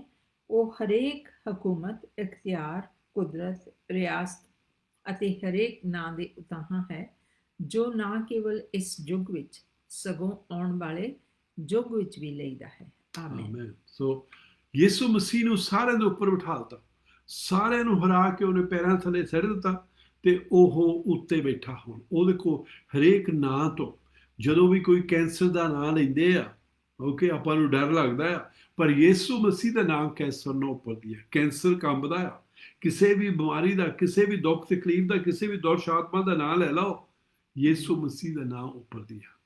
ਮੈਂ ਬਹੁਤ ਵਾਰੀ ਐਕਸਪੀਰੀਅੰਸ ਦੇ ਵਿੱਚ ਦੇਖਿਆ, ਜਦੋਂ ਇਹ ਨਾਂ ਲੈਂਦੇ ਆ ਤੇ ਦੁਸ਼ ਆਤਮਾ ਵੀ ਕੰਬਣ ਲੱਗ ਪੈਂਦੇ ਆ। ਇੱਕ ਵਾਰੀ ਕੋਈ ਲੜਕੀ, ਕੋਈ ਭੈਣ ਸੀਗੀ, ਉਹਦੇ ਵਿੱਚ ਦੁਸ਼ ਆਤਮਾ ਸੀ। ਮੈਨੂੰ ਕਿਸੇ ਨੇ ਸੱਦਿਆ, ਮੈਂ ਕੈਫੀ ਦੇ ਵਿੱਚ ਬੈਠੇ ਸੀਗੇ, ਉੱਠ ਕੇ ਚੱਲਿਆ ਸੀ, ਪਰ ਉਹ ਮੈਨੂੰ ਸੱਦ ਲਿਆ ਕਿ ਉਹ ਕਹਿੰਦੇ ਇਸ ਭੈਣ ਦੇ ਵਿੱਚ ਦੁਸ਼ ਆਤਮਾ ਉਹ ਛੱਡ ਕੇ ਨਹੀਂ ਜਾਂਦਾ ਹੈਗਾ। ਤੇ ਮੈਂ ਦੂਏ ਪਾਸੇ ਟੇਬਲ ਤੇ ਬੈਠਾ ਤਾਂ ਮੈਂ ਉਹਨੂੰ ਹੁਕਮ ਦਿੱਤਾ, ਮੈਂ ਕਿਹਾ ਬਈ ਯਿਸੂ ਮਸੀਹ ਨਾਂ 'ਚ ਹੁਕਮ ਦਿੰਦਾ, ਇਹਨੂੰ ਛੱਡ ਕੇ ਚੱਲ ਜਾ। ਤੇ ਦੁਸ਼ ਆਤਮਾ ਵਿੱਚੋਂ ਬੋਲਿਆ, ਉਹ ਕਹਿੰਦਾ ਮੈਂ ਨਹੀਂ ਜਾਣਦਾ ਕੌਣ ਹੁੰਦਾ ਜੀਸਸ। ਮੈਂ ਕਿਹਾ ਤੈਨੂੰ ਚੇਤਾ ਭੁੱਲ ਗਿਆ, 2000 ਸਾਲ ਹੋ ਗਿਆ, ਯਿਸੂ ਮਸੀਹ ਤੈਨੂੰ ਹਰਾ ਕੇ ਪੈਰਾਂ ਥੱਲੇ ਸੱਟ ਦਿੱਤਾ ਸੀ। ਜਦੋਂ ਮੈਂ ਇਦਾਂ ਕਿਹਾ, ਉਹ ਕੰਬਣ ਲੱਗ ਪਿਆ। ਸੱਚੀ ਉਹਨਾਂ ਵਾਸਤੇ ਇਦਾਂ ਹੀ ਹੈ ਜਿੱਦਾਂ ਕੱਲ ਹੋਇਆ ਸੀ। ਇਸ ਨਾਂ ਤੋਂ, ਜਿਹੜੇ ਜਾਣਦੇ ਇਸ ਨਾਂ ਦੇ ਵਿੱਚ ਕਿੰਨੀ ਸ਼ਕਤੀ ਆ, ਉਹ ਕੰਬਣ ਲੱਗ ਪੈਂਦਾ। ਜਗਦੀਸ਼ ਤੋਂ ਨਹੀਂ ਉਹ ਡਰਦਾ ਹੈਗਾ, ਤੁਹਾਡੇ ਤੋਂ ਨਹੀਂ ਉਹਨੇ ਡਰਨਾ ਹੈਗਾ, ਪਰ ਇਸ ਨਾਂ ਤੋਂ ਡਰਦਾ ਹੈ। ਬਹੁਤ ਵਾਰੀ ਕਹਿੰਦਾ ਇਹ ਨਾਂ ਨਾ ਲਿਓ, ਕਿ ਬਹੁਤ ਲੋਕੀ ਇਸ ਵੇਲੇ ਜੋਰ ਲੱਗਾ ਆ ਬਹੁਤ ਚੀਜ਼ਾਂ ਦਾ, ਬਹੁਤ ਲੋਕਾਂ ਦਾ ਵੀ, ਬਈ ਹੋਰ ਜਿਹੜਾ ਮਰਜ਼ੀ ਨਾਂ ਲੈ ਲਓ ਪਰ ਇਹ ਨਾਂ ਨਾ ਲਓ। ਪਰ ਇਸ ਨਾਂ ਤੋਂ ਦੁਸ਼ ਆਤਮਾ ਡਰਦਾ ਆ। ਸਾਨੂੰ ਇਹ ਕਾਹਤੇ ਡਰਦਾ, ਜੋ ਆਪਾਂ ਹੁਣ ਪੜ੍ਹ ਕੇ ਹਟੇ 1ਵੀਂ ਆਇਤ ਦੇ ਵਿੱਚ। ਓਕੇ, ਹੁਣ ਆਪਾਂ 22ਵੀਂ ਆਇਤ ਪੜ੍ਹਾਂਗੇ, ਇਹਦਾ ਵੀ ਮਤਲਬ ਦੇਖਾਂਗੇ ਸਾਡੇ ਵਾਸਤੇ ਕੀ ਇਹਦੇ ਵਿੱਚੋਂ ਨਿਕਲਦਾ। ਹਾਂਜੀ ਹਾਂਜੀ, ਇਹ Ephesians chapter 1 verse 22 ਆ, ਤੇ ਆਪਾਂ ਇੱਥੇ ਦੇਖਦੇ ਹਾਂ, ਅਤੇ ਸਭੋ ਕੁਝ ਉਸ ਦੇ ਪੈਰਾਂ ਹੇਠ ਕਰ ਦਿੱਤਾ ਅਤੇ ਸਭਨਾਂ ਵਸਤਾਂ ਉੱਤੇ ਸੈਰ ਬਣਨ ਲਈ ਉਸ ਨੂੰ ਕਲੀਸਿਆ ਲਈ ਦੇ ਦਿੱਤਾ। ਆਮੇਨ। ਕੀ ਹੋਇਆ? ਸਭ ਕੁਝ, ਉਹ ਜਿਹੜੀ ਚੀਜ਼ਾਂ ਹੁਣ ਇੱਥੇ ਨਾਂ ਲੈ ਕੇ ਹਟਿਆ, ਸਭ ਕੁਝ ਕਹਿੰਦਾ ਉਹਦੇ ਪੈਰਾਂ ਥੱਲੇ ਕਰ ਦਿੱਤਾ, ਪੈਰਾਂ ਥੱਲੇ ਕਰ ਦਿੱਤਾ, ਤੇ ਉਹਨੂੰ ਕਲੀਸਿਆ ਦਾ, ਚਰਚ ਦਾ ਸਿਰ ਬਣਾ ਦਿੱਤਾ। ਓਕੇ, ਸੋ ਮੈਂ ਕਹਿੰਦਾ ਹੁੰਦਾ ਫਿਰ ਬਈ ਜੇ ਚਰਚ ਜਿਹੜੀ ਆ, ਅਸੀਂ ਚਰਚ ਦੇ ਮੈਂਬਰ ਆ, ਤੇ ਯਿਸੂ ਮਸੀਹ ਚਰਚ ਦਾ ਸਿਰ ਆ, ਇਸ ਵੇਲੇ ਸ਼ੈਤਾਨ, ਦੁਸ਼ ਆਤਮਾ ਕਿੱਥੇ ਆ? ਸਾਡੇ ਪੈਰਾਂ ਦੇ ਥੱਲੇ ਆ। ਓਕੇ, ਸੋ ਆਪਾਂ 23ਵੀਂ ਆਇਤ ਵੀ ਪੜਾਂਗੇ, ਫਿਰ ਸਾਨੂੰ ਬਹੁਤ ਕਲੀਅਰ ਹੋ ਜਾਣਾ। ਇਹੀ ਜੋ ਮੈਂ ਕਹਿੰਦਾ ਇੱਦਾਂ ਹੀ ਲਿਖਿਆ ਆ। ਹਾਂਜੀ ਹਾਂਜੀ, 23rd chapter 1 23rd ਇੱਥੇ ਲਿਖਿਆ, ਇਹ ਉਸ ਦੀ ਦੇਹ ਹੈ, ਅਰਥਾਤ ਉਸ ਦੀ ਭਰਪੂਰੀ, ਜਿਹੜਾ ਸਭਨਾਂ ਵਿੱਚ ਸਭੋ ਕੁਝ ਭਰਦਾ ਹੈ। ਉਹਦੀ ਦੇਹ ਹੈ, ਕਿਹਦੀ ਦੇਹ ਹੈ? ਚਰਚ ਦੀ। ਓਕੇ, ਯਿਸੂ ਮਸੀਹ ਸਿਰ ਆ, ਤੇ ਜਿਹੜੀ ਚਰਚ ਆ ਉਹਦੀ ਦੇਹ ਆ। ਓਕੇ, ਉਹਦੇ ਵਿੱਚ ਆਪਾਂ ਚਰਚ ਦੇ ਵਿੱਚ, ਆਪਾਂ ਚਰਚ ਦੇ ਇਸ ਵੇਲੇ ਮੈਂਬਰਸ ਆ। ਜਿਨ੍ਹਾਂ ਨੇ ਵੀ ਯਿਸੂ ਮਸੀਹ ਨੇ ਪਾਇਆ ਆ, ਉਹ ਯਿਸੂ ਮਸੀਹ ਨੇ, ਜਦੋਂ ਅਸੀਂ ਪਾਪਾਂ ਤੋਂ ਮਾਫੀ ਮੰਗੀ ਸੀ, ਜਦੋਂ ਅਸੀਂ ਤੋਬਾ ਕੀਤੀ ਸੀ, ਪਰਮੇਸ਼ਰ ਨੇ ਕੀ ਕੀਤਾ? ਸਾਨੂੰ ਚੱਕ ਕੇ ਹੋਲੀ ਸਪਿਰਿਟ ਨੇ ਸ਼ੈਤਾਨ ਦੀ ਸ਼ਕਤੀ ਦੇ ਵਿੱਚੋਂ, ਸ਼ੈਤਾਨ ਦੀ ਕਿੰਗਡਮ ਦੇ ਵਿੱਚੋਂ, ਸ਼ੈਤਾਨ ਦੇ ਰਾਜ ਦੇ ਵਿੱਚੋਂ ਸਾਨੂੰ ਚੱਕ ਲਿਆ, ਤੇ ਉਹਨੇ ਸਾਨੂੰ ਚਰਚ ਦੇ ਵਿੱਚ ਪਾ ਦਿੱਤਾ। ਉਹਨੇ ਸਾਨੂੰ ਯਿਸੂ ਮਸੀਹ ਦੀ ਕਿੰਗਡਮ ਦੇ ਵਿੱਚ ਪਾਤਾ। ਬਾਈਬਲ ਇੱਕ ਹੋਰ ਤਰ੍ਹਾਂ ਵੀ ਸਮਝਾਉਂਦੀ, ਉਹ ਕੀ ਕਹਿੰਦੀ ਆ? ਸਾਨੂੰ ਹਨੇਰੇ ਦੇ ਵਿੱਚੋਂ ਕੱਢ ਕੇ ਲੋ ਦੇ ਵਿੱਚ ਲੈ ਆਉਂਦਾ। ਓਕੇ, ਹੁਣ ਅਸੀਂ ਉਹਦੇ ਵਿੱਚ ਆ ਗਏ ਹਾਂ। ਜਦੋਂ ਅਸੀਂ ਉਹਦੇ ਵਿੱਚ ਆ ਗਏ ਹਾਂ, ਤੇ ਹੁਣ ਕੀ ਆ? ਅਸੀਂ ਉਹਦੇ ਮੈਂਬਰ ਬਣ ਗਏ ਹਾਂ, ਚਰਚ ਦੇ ਮੈਂਬਰ ਬਣ ਗਏ, ਪਰਮੇਸ਼ਰ ਦੇ, ਯਿਸੂ ਮਸੀਹ ਦੇ ਸਰੀਰ ਦੇ ਅੰਗ ਬਣ ਗਏ ਹਾਂ। ਕਈ ਵਾਰੀ ਜਦੋਂ ਮੈਂ ਇੱਦਾਂ ਸਮਝਾਉਣਾ ਤਾਂ ਆਪਾਂ ਨੂੰ ਕਈ ਵਾਰੀ ਇੰਨੀ ਪਾਵਰਫੁਲ ਚੀਜ਼ ਹੈ, ਇੰਨੀ ਸ਼ਕਤੀ ਵਾਲੀ ਚੀਜ਼ ਆ, ਸਮਝ ਨਹੀਂ ਆਉਂਦੀ ਹੈਗੀ। ਓਕੇ, ਸੋ ਆਪਾਂ ਪਹਿਲੇ ਕੋਰਿੰਥੀਅਨਸ ਦੇ ਵਿੱਚ ਉਹਦੀ 12ਵਾਂ chapter, 1 Corinthians chapter 12 verse 12 and 13 we'll read। ਇਹਦੇ ਵਿੱਚੋਂ ਇਹ ਆਪਾਂ ਪੜ੍ਹਦੇ ਹਾਂ, ਫਿਰ ਆਪਾਂ ਨੂੰ ਸਮਝ ਲੱਗਣੀ ਹੈ ਅਸੀਂ ਉਹ ਮੈਂਬਰ ਹਾਂ ਉਸ ਚਰਚ ਦੇ, ਅਸੀਂ ਉਹਦੇ ਕਿੱਦਾਂ ਮੈਂਬਰ ਹੈ, ਉਹਦਾ ਕੀ ਮਤਲਬ ਹੈ। ਪਹਿਲੀ ਕੋਰਿੰਥੀਅਨ ਚੈਪਟਰ 12 ਤੇ ਉਹਦੀ 12 ਤੇ 13 ਆਇਤ ਆਪਾਂ ਪੜ੍ਹਦੇ ਹਾਂ। ਜਿਸ ਤਰ੍ਹਾਂ ਸਰੀਰ ਇੱਕ ਹੈ ਅਤੇ ਉਹਦੇ ਅੰਗ ਬਹੁਤੇ ਹਨ, ਅਤੇ ਸਰੀਰ ਦੇ ਸਾਰੇ ਅੰਗ ਭਾਵੇਂ ਬਹੁਤੇ ਹਨ, ਪਰ ਤਾਂ ਵੀ ਰਲ ਕੇ ਇੱਕੋ ਸਰੀਰ ਹੋਇਆ। ਸੋ ਇਸੇ ਤਰ੍ਹਾਂ ਮਸੀਹ ਵੀ ਹੈ। ਕਿਉਂ ਜੋ ਅਸਾਂ ਸਭਨਾਂ ਨੂੰ ਕੀ ਯਹੂਦੀ ਕੀ ਯੂਨਾਨੀ ਕੀ ਗੁਲਾਮ ਕੀ ਆਜ਼ਾਦ ਇੱਕ ਸਰੀਰ ਬਣਨ ਲਈ ਇੱਕੋ ਆਤਮਾ ਦੇ ਨਾਲ ਬਪਤਿਸਮਾ ਦਿੱਤਾ ਗਿਆ ਅਤੇ ਅਸਾਂ ਸਭਨਾਂ ਨੂੰ ਇੱਕ ਆਤਮਾ ਪਿਆਇਆ ਗਿਆ। ਆਮੀਨ। ਆਮੀਨ। ਕੀ ਹੋਇਆ? ਅਸੀਂ ਜਿਹੜੇ ਮਰਜ਼ੀ ਕੌਮ ਵਿੱਚੋਂ ਆਏ ਆ, ਜਿਹੜੇ ਉੱਚੇ ਹੋਈਏ ਨੀਵੇਂ ਹੋਈਏ, ਗਰੀਬ ਹੋਈਏ ਅਮੀਰ ਹੋਈਏ, ਕੋਈ ਕਹਿੰਦਾ ਹੋਏ ਜੀ ਮੈਂ ਬਹੁਤ ਉੱਚੀ ਜਾਤ ਦਾ, ਕੋਈ ਕਹਿੰਦਾ ਹੋਏ ਬਹੁਤ ਨੀਵੀਂ ਜਾਤ ਦਾ, ਉਹ ਕਹਿੰਦਾ ਉਹ ਸਾਰਿਆਂ ਨੂੰ ਜਦੋਂ ਅਸੀਂ ਤੋਬਾ ਕਰ ਲੈਂਦੇ ਹਾਂ, ਪਰਮੇਸ਼ਰ ਨੂੰ ਆਪਣੇ ਜੀਵਨ ਵਿੱਚ ਸੱਦ ਲੈਂਦੇ ਹਾਂ, ਉਹ ਵੀ ਸਾਨੂੰ ਲੈ ਕੇ ਤੇ ਉਹ ਚਰਚ ਦੇ ਮੈਂਬਰ ਬਣਾ ਦਿੰਦਾ ਹੈ। ਚਰਚ ਦੇ ਮੈਂਬਰ ਦੇ ਵਿੱਚ ਕੋਈ ਉੱਚਾ ਨੀਵਾਂ ਨਹੀਂ ਹੈਗਾ, ਉਹਦੇ ਵਿੱਚ ਕੋਈ ਅਮੀਰ ਗਰੀਬ ਨਹੀਂ ਹੈਗਾ, ਸਾਰੇ ਇੱਕੋ ਜਿਹੇ ਹੀ ਆ। ਪਰ ਸਾਰੇ ਉਹ ਹੁਣ ਚਰਚ ਦੇ ਮੈਂਬਰ ਬਣ ਜਾਂਦੇ। ਜਦੋਂ ਅਸੀਂ 12ਵਾਂ ਚੈਪਟਰ ਪੜ੍ਹ ਕੇ ਦੇਖਦੇ ਹਾਂ, ਬਹੁਤ ਵਧੀਆ ਐਕਸਪਲੇਨ ਕਰਦਾ ਆ। ਕੋਈ ਹੱਥ ਆ, ਕੋਈ ਪੈਰ ਆ, ਕੋਈ ਅੱਖ ਆ, ਕੋਈ ਕੰਨ ਆ, ਉਹ ਫੰਕਸ਼ਨ ਕਰਦਾ ਆ। ਜਿਹੜਾ ਜੌਬ ਦਿੱਤੀ ਹੋਈ ਆ ਸਾਰਿਆਂ ਨੂੰ ਰਲ ਕੇ ਕਰਨਾ ਪੈਂਦਾ, ਫਿਰ ਹਾਲ ਨਾਲ ਉਹ ਚੱਲਦਾ ਆ। ਇੱਥੇ ਉਹ ਸਾਨੂੰ ਦੱਸ ਰਿਹਾ ਆ ਬਈ ਉਹ ਸਾਨੂੰ ਚਰਚ ਦੇ ਮੈਂਬਰ ਆ ਅਸੀਂ, ਤੇ ਜਿਹੜੇ ਸ਼ੈਤਾਨ ਨੂੰ ਹਰਾ ਕੇ ਸਾਡੇ ਪੈਰਾਂ ਦੇ ਥੱਲੇ ਸੁੱਟਿਆ ਗਿਆ। ਤੇ ਕਈ ਵਾਰੀ ਭੈਣ ਭਰਾ ਕਹਿੰਦੇ ਹੁੰਦੇ ਆ, ਹਾਂਜੀ ਪਾਸਟਰ ਜੀ ਤੁਸੀਂ ਵੱਡੇ ਮੈਂਬਰ ਆ, ਅਸੀਂ ਛੋਟੇ ਮੈਂਬਰ ਆ, ਅਸੀਂ ਤਾਂ ਬਹੁਤ ਮਾੜੇ ਜਿਹੇ ਆ, ਅਸੀਂ ਤਾਂ ਬਹੁਤ ਕਮਜ਼ੋਰ ਆ, ਅਸੀਂ ਤਾਂ ਬਹੁਤ ਜੀ ਨਿੱਕੇ ਆ ਜੀ। ਓਕੇ, ਪਰ ਜੋ ਕਹਿੰਦੇ ਆ ਉਹ ਸਹੀ ਨਹੀਂ ਹੈਗਾ। ਉਹਨਾਂ ਦੀ ਜਿਹੜੀ ਸੋਚ ਆ ਉਹ ਸਹੀ ਨਹੀਂ ਹੈਗੀ। ਸਹੀ ਕੀ ਆ? ਸਹੀ ਇਹ ਆ, ਜੇ ਅਸੀਂ ਪੈਰ ਦੀ ਚੀਚੀ ਵੀ ਹੈਗੀ ਆ, ਓਕੇ, ਫੇਰ ਵੀ ਸ਼ੈਤਾਨ ਸਾਡੇ ਪੈਰਾਂ ਦੇ ਥੱਲੇ ਆ, ਫੇਰ ਵੀ ਦੁਸ਼ ਆਤਮਾ ਸਾਡੇ ਪੈਰਾਂ ਦੇ ਥੱਲੇ ਆ। ਅਸੀਂ ਕਈ ਵਾਰੀ ਦੂਸਰੇ ਨੂੰ ਜ਼ਿਆਦਾ ਅਹੁਦਾ ਦੇ ਕੇ ਆਪਣੇ ਆਪ ਨੂੰ ਬਹਾਨਾ ਬਣਾ ਕੇ ਇੱਕ ਪਾਸੇ ਕਰਦੇ ਹਾਂ ਬਈ ਸਾਡੇ ਤੋਂ ਇਹ ਚੀਜ਼ ਨਹੀਂ ਹੋ ਸਕਦੀ, ਅਸੀਂ ਸ਼ੈਤਾਨ ਦਾ ਮੁਕਾਬਲਾ ਨਹੀਂ ਕਰ ਸਕਦੇ, ਅਸੀਂ ਉਹਨੂੰ ਹੁਕਮ ਨਹੀਂ ਦੇ ਸਕਦੇ ਹੈਗੇ, ਕਰਕੇ ਜੀ ਅਸੀਂ ਬਹੁਤ ਛੋਟੇ ਮੈਂਬਰ ਹਾਂ। ਨੋ, ਜਿੰਨਿਆਂ ਨੇ ਵੀ ਪਰਮੇਸ਼ਰ ਦੇ ਨਾਲ ਤੋਬਾ ਕਰ ਲਈ, ਪਾਪਾਂ ਦੀ ਮਾਫੀ ਮੰਗ ਲਈ ਆ, ਪਰਮੇਸ਼ਰ ਨੂੰ ਆਪਣੇ ਜੀਵਨ ਦੇ ਵਿੱਚ ਸੱਦ ਲਿਆ ਆ, ਉਹਨੂੰ ਉਹਨੇ ਚਰਚ ਦੇ ਮੈਂਬਰ ਬਣਾ ਲਿਆ ਆ। ਇੱਥੇ ਆਪਾਂ ਫਿਜ਼ੀਕਲ ਚਰਚ ਦੀ ਗੱਲ ਨਹੀਂ ਕਰਦੇ ਹੈਗੇ, ਆਲ ਨੇਸ਼ਨਸ ਜਿਹੜੀ ਟੈਂਪਲ ਸਟਰੀਟ ਵਿੱਚ ਉਹਦੀ ਗੱਲ ਨਹੀਂ ਕਰ ਰਹੇ ਹੈਗੇ, ਜਿਹੜੀ ਚਰਚ ਨੂੰ ਤੁਸੀਂ ਜਾ ਰਹੇ ਉਹਦੀ ਗੱਲ ਨਹੀਂ ਕਰ ਰਹੇ ਹੈਗੇ। ਆਪਾਂ ਜਿਹੜੀ ਯਿਸੂ ਮਸੀਹ ਦੀ ਸਾਰੀ ਦੁਨੀਆ ਦੇ ਵਿੱਚੋਂ ਕੋਈ ਇੱਕੋ ਹੀ ਚਰਚ ਆ, ਉਹਦੀ ਗੱਲ ਕਰ ਰਹੇ ਆ। ਉਹਦੇ ਅਸੀਂ ਮੈਂਬਰ ਬਣ ਗਏ ਆ, ਤੇ ਉਹ ਹਰਾ ਕੇ ਸਾਨੂੰ ਮੁੜ ਕੇ ਫੇਰ ਅਥਾਰਟੀ ਦੇਤੀ ਆ ਜਿਹੜੀ ਐਡਮ ਦੇ ਕੋਲ ਸੀਗੀ। ਹੁਣ ਮੁੜ ਕੇ ਫੇਰ ਉਹ ਚਰਚ ਨੂੰ ਅਥਾਰਟੀ ਦੇਤੀ ਆ ਜਿਹੜੀ ਐਡਮ ਦੇ ਕੋਲ ਸੀਗੀ। ਕਈ ਵਾਰੀ ਸਾਡੇ ਕੋਲ ਅਥਾਰਟੀ ਹੋ ਸਕਦੀ ਆ, ਪਰ ਜੇ ਸਾਨੂੰ ਵਰਤਣੀ ਨਹੀਂ ਆਉਂਦੀ ਹੈਗੀ, ਜਾਂ ਅਸੀਂ ਉਹਨੂੰ ਕਿਸੇ ਰੀਜ਼ਨ ਵਾਸਤੇ ਵਰਤਦੇ ਨਹੀਂ ਹੈਗੇ, ਫਿਰ ਉਹ ਸਾਡੇ ਕਿਸੇ ਕੰਮ ਦੀ ਨਹੀਂ ਹੈਗੇ। ਸੋ ਕੀ ਬਾਤ, ਸਾਨੂੰ ਜਦੋਂ ਪਤਾ ਲੱਗਦਾ ਸਾਡੀ ਕੀ ਅਥਾਰਟੀ ਆ, ਫਿਰ ਸਾਨੂੰ ਉਹ ਵਰਤਣ ਦੀ ਜ਼ਰੂਰਤ ਆ। ਤੇ ਹੈਗੀ ਸਾਰਿਆਂ ਦੇ ਕੋਲ, ਪਰ ਜਦੋਂ ਅਸੀਂ ਵਰਤਦੇ ਨਹੀਂ ਹੈਗੇ, ਸ਼ੈਤਾਨ ਸਾਨੂੰ ਹਰਾ ਲੈਂਦਾ ਆ। ਉਹ ਸਾਡੇ ਤੇ ਫੇਰ ਵੀ ਰੂਲ ਕਰੀ ਜਾਂਦਾ, ਸਾਡੇ ਤੇ ਫੇਰ ਵੀ ਰਾਜ ਕਰੀ ਜਾਂਦਾ। ਮੈਂ ਕਈ ਵਾਰੀ ਆਹ ਮਿਸਾਲ ਦਿੰਦਾ ਹੁੰਦਾ, ਮੈਂ ਫੇਰ ਦਿੰਦਾ, ਫੇਰ ਕਰਕੇ ਆਪਾਂ ਇੰਡੀਆ ਤੋਂ, ਪੰਜਾਬ ਤੋਂ ਆ, ਤੇ ਆਪਾਂ ਇਹ ਸਮਝਣਾ ਹੈ। ਫਰਜ਼ ਰੱਖ ਲਓ ਅਸੀਂ ਇੱਥੇ ਇੰਗਲੈਂਡ ਦੇ ਵਿੱਚ ਪੜ੍ਹੇ ਹਾਂ, ਤੇ ਇੰਡੀਆ ਦੇ ਵਿੱਚ, ਪੰਜਾਬ ਦੇ ਵਿੱਚ ਜਦੋਂ ਸਾਡੇ ਡੈਡੀ ਦੀ ਡੈਥ ਹੋ ਗਈ, ਤੇ ਉਹ ਸਾਨੂੰ 20 ਖੱਤੇ ਛੱਡ ਗਿਆ। ਤੇ ਕੀ ਹੋਇਆ, ਉਹ 20 ਖੱਤੇ ਮੇਰੇ ਆ, ਕਰਕੇ ਮੈਂ ਉਹਦਾ ਲੜਕਾ ਸੀ। ਓਕੇ, ਜਾਂ ਜੇ ਅਸੀਂ ਜ਼ਿਆਦਾ ਨਿਆਣੇ ਸੀ ਉਹ ਸਾਡੇ ਸਾਂਝੀ ਹੋਣੇ ਆ। ਓਕੇ, ਤੇ ਕੀ ਹੋਇਆ, ਜੇ ਮੈਂ ਇੱਥੋਂ ਸਾਨੂੰ ਇੰਗਲੈਂਡ ਵਿੱਚੋਂ ਇੰਡੀਆ ਨੂੰ ਮੁੜ ਕੇ ਭੇਜ ਦੇਣ, ਤੇ ਅਸੀਂ ਉੱਥੇ ਗਰੀਬਾਂ ਵਾਂਗ ਰਹਿੰਦੇ ਹਾਂ, ਕਿਸੇ ਦੇ ਆਪਾਂ ਕਹਿ ਸਕਦੇ ਕਿਸੇ ਦੀ ਕੁੱਲੀ ਵਿੱਚ ਰਹਿੰਦੇ ਹਾਂ, ਜਿੱਥੇ ਅਸੀਂ ਆਪਣੀ ਜ਼ਮੀਨ ਤੇ ਆਪਣਾ ਮਕਾਨ ਬਣਾ ਸਕਦੇ ਸੀ, ਪਰ ਸਾਨੂੰ ਪਤਾ ਨਹੀਂ ਉਹ ਸਾਡੀ ਜ਼ਮੀਨ ਆ। ਕਿੱਦਾਂ ਪਤਾ ਲੱਗਣਾ? ਜਦੋਂ ਅਸੀਂ ਪਟਵਾਰੀ ਦੇ ਕੋਲ ਜਾਂਦੇ ਹਾਂ, ਤੇ ਉਹਨੂੰ ਕਹਿੰਦੇ ਜੀ ਦੇਖੋ ਤਾਂ ਜੀ ਜਗਦੀਸ਼ ਦੇ ਨਾਂ ਤੇ ਕਿੰਨੇ ਖੇਤ ਆ। ਉਹ ਫਿਰ ਦੇਖ ਕੇ ਦੱਸਦਾ ਆ, ਪੁੱਛਦਾ ਤੁਹਾਡੇ ਪੇ ਦਾ ਕੀ ਨਾਂ ਸੀ, ਫਲਾਣਾ ਕੀ ਤੰਗ, ਸਾਰਾ ਫੋੜ ਕੇ ਤੁਹਾਨੂੰ ਝੱਟ ਦੱਸ ਦਿੰਦਾ। ਕੀ ਹੋ ਜਾਂਦਾ?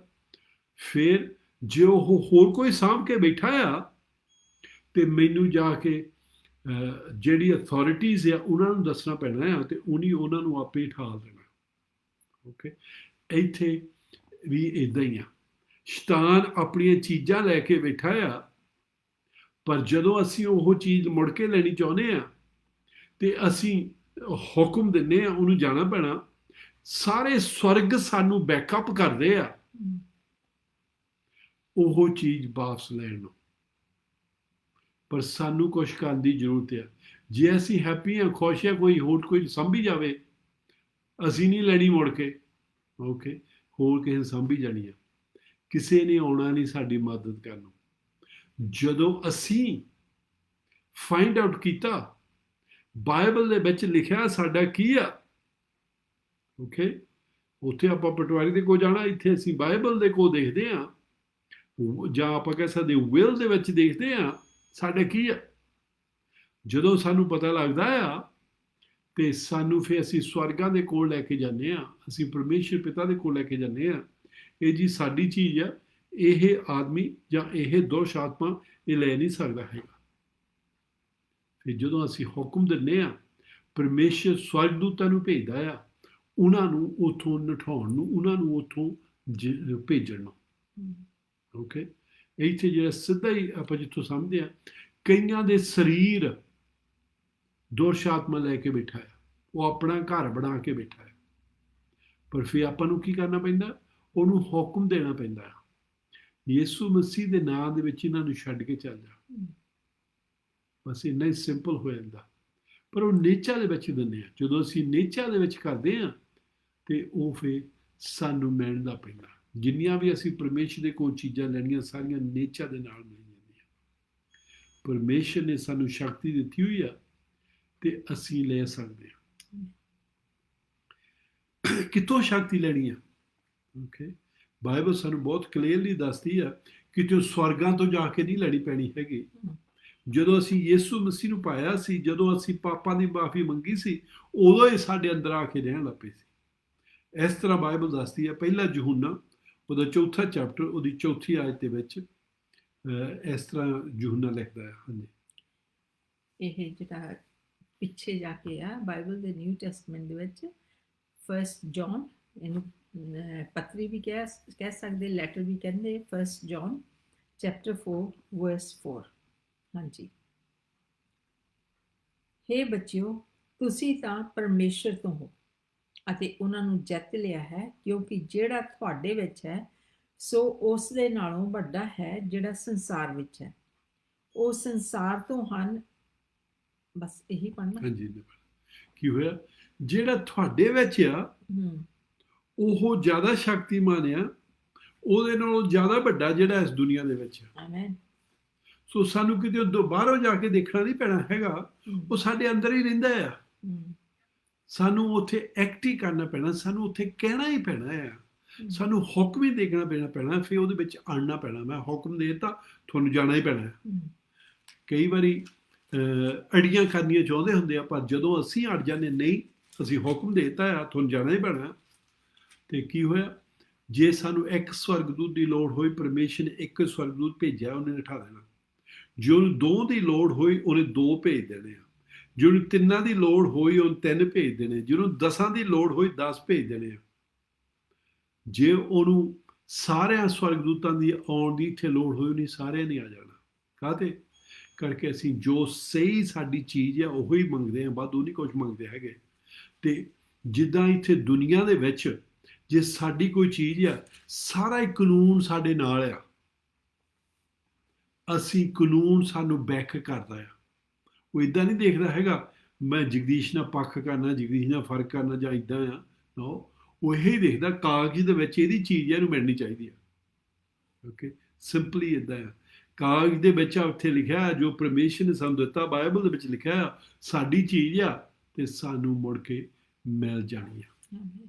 ਸੋ ਇੱਥੇ ਸਾਨੂੰ ਬਹੁਤ ਸਾਫ਼ ਤਰ੍ਹਾਂ ਦੱਸ ਰਿਹਾ ਆ ਤੇ ਸਾਨੂੰ ਇਹ ਅਖਤਿਆਰ, ਇਹ ਜਿਹੜੀ ਸਾਨੂੰ ਯਿਸੂ ਮਸੀਹ ਨੇ ਜਿੱਤ ਕੇ ਦਿੱਤੀ ਹੋਈ ਆ, ਸਾਨੂੰ ਇੱਥੇ ਵਰਤਣ ਦੀ ਜ਼ਰੂਰਤ ਆ। ਸ਼ੈਤਾਨ ਹਰਾਇਆ ਗਿਆ ਸੀ, ਯਿਸੂ ਮਸੀਹ ਦੱਸਿਆ ਸੀ ਜਦੋਂ ਉਹਨੂੰ ਹਰਾਇਆ ਗਿਆ ਸੀ, ਤੇ ਉਹ ਦੱਸਦਾ ਵੀ ਕਿੱਦਾਂ ਉਹ ਡਿੱਗਿਆ ਸੀਗਾ। ਲੂਕਾ ਦੀ ਕਿਤਾਬ, the book of Luke, chapter 10, verse 18 and 19. Chapter 10. Yes, Luke 10, 18 and 19. Okay. ਹਾਂਜੀ, ਇਹ ਲੂਕਾ ਚੈਪਟਰ 10 ਤੇ ਉਹਦੀ 18 ਤੇ 19 ਆਇਤ। ਉਸ ਨੇ ਉਹਨਾਂ ਨੂੰ ਆਖਿਆ, ਮੈਂ ਸ਼ੈਤਾਨ ਨੂੰ ਬਿਜਲੀ ਵਾਂਗ ਆਕਾਸ਼ ਤੋਂ ਡਿੱਗਿਆ ਹੋਇਆ ਡਿੱਠਾ। ਵੇਖੋ, ਮੈਂ ਤੁਹਾਨੂੰ ਸੱਪਾਂ ਅਤੇ ਠੂੰਹਾਂ ਦੇ ਲਤਾੜਨ ਔਰ ਵੈਰੀ ਦੀ ਸਾਰੀ ਸ਼ਕਤੀ ਉੱਤੇ ਅਖਤਿਆਰ ਦਿੱਤਾ ਹੈ, ਅਤੇ ਕੋਈ ਵੀ ਚੀਜ਼ ਤੁਹਾਡਾ ਨੁਕਸਾਨ ਨਾ ਕਰੂਗੀ। ਆਮੀਨ। ਕੀ ਹੋਇਆ? ਕਹਿੰਦਾ ਮੈਂ ਉਹਨੂੰ ਜਿਹੜੀ ਉਹ ਜਗ੍ਹਾ 'ਚ ਬੈਠਾ ਸੀਗਾ, ਜਿਹੜਾ ਬੱਦਲਾਂ ਦੇ ਵਿੱਚ ਬੈਠਾ ਸੀ, ਜਿਹੜਾ ਆਕਾਸ਼ ਦੇ ਵਿੱਚ ਬੈਠਾ ਸੀ, ਕਹਿੰਦਾ ਉਹਨੂੰ ਮੈਂ ਡਿੱਗਦਾ ਦੇਖਿਆ, ਉਹਨੂੰ ਸੱਟ ਲਿਆ। ਓਕੇ, ਹੁਣ ਕਹਿੰਦਾ ਉਹ ਤੁਹਾਡਾ ਕੁਛ ਵੀ ਵਿਗਾੜ ਨਹੀਂ ਸਕਦਾ, ਕੁਛ ਵੀ ਕਰ ਨਹੀਂ ਸਕਦਾ ਹੈਗਾ। ਪਰ ਸੱਚੀ ਗੱਲ ਇਹ ਆ, ਉਹ ਡਰਾਵੇ ਬਥੇਰੇ ਦਿੰਦਾ ਹੁੰਦਾ। ਪਤਰਸ ਲਿਖਦਾ ਆ, ਕਹਿੰਦਾ ਉਹ ਸ਼ੇਰ ਵਾਂਗ ਬੁੱਬਾ ਮਾਰਦਾ ਆ, ਪਰ ਭੈਣ ਤੋਂ ਭਰਾਵੋ ਚੇਤਾ ਰੱਖਣਾ, ਉਹਦੇ ਦੰਦ ਕੱਢੇ ਗਏ ਆ। ਓਕੇ, ਯਿਸੂ ਮਸੀਹ ਨੇ ਸਾਰੇ ਉਹ ਤੋਂ ਸੰਦ ਲੈ ਲਏ ਆ। ਜਿੰਨੇ ਵੀ ਉਹ ਕੋ ਹਥਿਆਰ ਸੀ, ਕੁਛ ਵੀ ਉਹਦੇ ਕੋਲ ਛੱਡਿਆ ਨਹੀਂ ਹੈਗਾ। ਉਹ ਖਾਲੀ ਆ, ਇੱਕ ਬੁੱਬਾ ਮਾਰਨ ਜੋਗਾ ਹੀ ਆ। ਤੁਸੀਂ ਡਰਨਾ ਨਹੀਂ ਹੈਗਾ। ਓਕੇ, ਸੋ ਸਾਨੂੰ ਦੱਸਦਾ ਆ, ਅਸੀਂ ਜਿੱਤ ਲਿਆ ਆ। ਯਿਸੂ ਮਸੀਹ ਜਿੱਤ ਲਿਆ ਸੀ, ਫਤਿਹ ਸਾਨੂੰ ਦੇਤੀ ਆ, ਅਖਤਿਆਰ ਸਾਨੂੰ ਦੇਤਾ ਆ। ਕਹਿੰਦਾ ਜਦੋਂ ਵੀ ਤੁਸੀਂ ਉਹਨਾਂ ਨੂੰ ਦਿਓਗੇ ਹੁਕਮ, ਉਹਨਾਂ ਨੂੰ ਆਖੇ ਲੱਗਣ ਦੀ ਜ਼ਰੂਰਤ ਆ। ਜਦੋਂ ਯਿਸੂ ਮਸੀਹ ਨੇ ਇਸ ਧਰਤੀ ਨੂੰ ਛੱਡ ਕੇ ਜਾਣਾ ਸੀ, ਉਹ ਆਪਣੇ ਚੇਲਿਆਂ ਨੂੰ ਆਹ ਹੁਕਮ ਦੇ ਕੇ ਗਿਆ ਸੀ, ਆਹ ਸਿੱਖਿਆ ਦੇ ਕੇ ਗਿਆ ਸੀਗਾ ਬਈ ਉਹਨਾਂ ਨੂੰ ਚੇਤਾ ਨਾ ਭੁੱਲੇ। ਤੇ ਜਦੋਂ ਫਿਰ ਉਹ ਗਏ ਤੋਂ ਬਾਅਦ ਕਰਦੇ ਆਏ, ਇਹ ਇੱਦਾਂ ਹੀ ਚੀਜ਼ਾਂ ਹੋਈਆਂ। ਜੇ ਤੁਸੀਂ ਪੜ੍ਹ ਕੇ ਦੇਖਣਾ ਰਸੂਲਾਂ ਦੇ ਕੰਮਾਂ ਦੇ ਵਿੱਚ, ਜਿੱਦਾਂ ਯਿਸੂ ਮਸੀਹ ਦੱਸ ਕੇ ਗਿਆ ਸੀ, ਐਨ ਉੱਦਾਂ ਹੀ ਹੋਈਆਂ, ਤੇ ਉੱਦਾਂ ਹੀ ਅੱਜ ਕੱਲ੍ਹ ਹੁੰਦੀਆਂ ਆ। ਆਪਾਂ ਇਹਦੇ ਵਿੱਚੋਂ 4-5 ਆਇਤਾਂ ਪੜ੍ਹਦੇ ਹਾਂ। ਮਾਰਕਸ ਦੀ ਕਿਤਾਬ, mark, the book of Mark, chapter 16, verse 15 to 18. ਹਾਂਜੀ, ਮਾਰਕਸ ਦਾ 16ਵਾਂ ਚੈਪਟਰ 15 ਤੋਂ ਲੈ ਕੇ 18 ਤੱਕ ਆਪਾਂ ਪੜ੍ਹਦੇ ਹਾਂ। ਉਸ ਨੇ ਉਹਨਾਂ ਨੂੰ ਆਖਿਆ, ਤੁਸੀਂ ਸਾਰੇ ਜਗਤ ਵਿੱਚ ਜਾ ਕੇ ਸਰਬ ਸ੍ਰਿਸ਼ਟੀ ਦੇ ਸਾਹਮਣੇ ਖੁਸ਼ਖਬਰੀ ਦਾ ਪ੍ਰਚਾਰ ਕਰੋ। ਜਿਹੜਾ ਨਿਸ਼ਚਾ ਕਰੇ ਅਤੇ ਬਪਤਿਸਮਾ ਲਵੇ, ਉਹ ਬਚਾਇਆ ਜਾਵੇਗਾ, ਪਰ ਜਿਹੜਾ ਪ੍ਰਤੀਤ ਨਾ ਕਰੇ, ਉਸ ਉੱਤੇ ਸਜ਼ਾ ਦਾ ਹੁਕਮ ਕੀਤਾ ਜਾਊਗਾ। ਆਮੀਨ। ਜਸਟ 1 ਸੈਕਿੰਡ, ਇੱਥੇ ਕੀ ਕਹਿੰਦਾ ਹੈ? ਤੁਸੀਂ ਆ ਜਿਹੜੀ ਖੁਸ਼ਖਬਰੀ ਆ, ਜਾ ਕੇ ਪ੍ਰਚਾਰ ਕਰੋ। ਖੁਸ਼ਖਬਰੀ ਕੀ ਆ? ਬਈ ਜਿਹੜਾ ਸਟੇਟ ਤੋਂ ਅਸੀਂ ਡਿੱਗ ਪਏ ਸੀਗੇ, ਪਰਮੇਸ਼ਰ ਨੇ ਮੁੜ ਕੇ ਫੇਰ ਜੋੜ ਦਿੱਤਾ ਆ। ਆਮੀਨ। ਤੇ ਅਸੀਂ ਹੁਣ ਸਾਡੇ ਕੋਲ ਅਥਾਰਟੀ ਉਹ ਮਿਲ ਗਈ ਆ। ਜਿਹੜਾ ਯਕੀਨ ਕਰੂਗਾ ਤਾਂ ਬੈਪਟਿਜ਼ਮ ਲੈ ਲਊਗਾ, ਉਹ ਪਰਮੇਸ਼ਰ ਦਾ ਬੇਟਾ ਬੇਟੀਆਂ ਬਣ ਜਾਣਾ।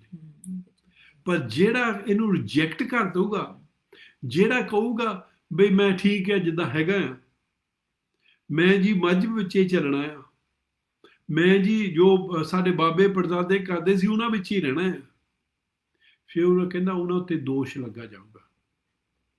ਓਕੇ, ਸੋ ਬਹੁਤ ਸਿੰਪਲ ਆ, ਬਹੁਤ ਈਜ਼ੀ ਆ ਸਮਝਣ ਨੂੰ। ਤੇ ਇਹ ਪਰਮੇਸ਼ਰ ਯਿਸੂ ਮਸੀਹ ਸਾਨੂੰ ਦੇ ਗਿਆ।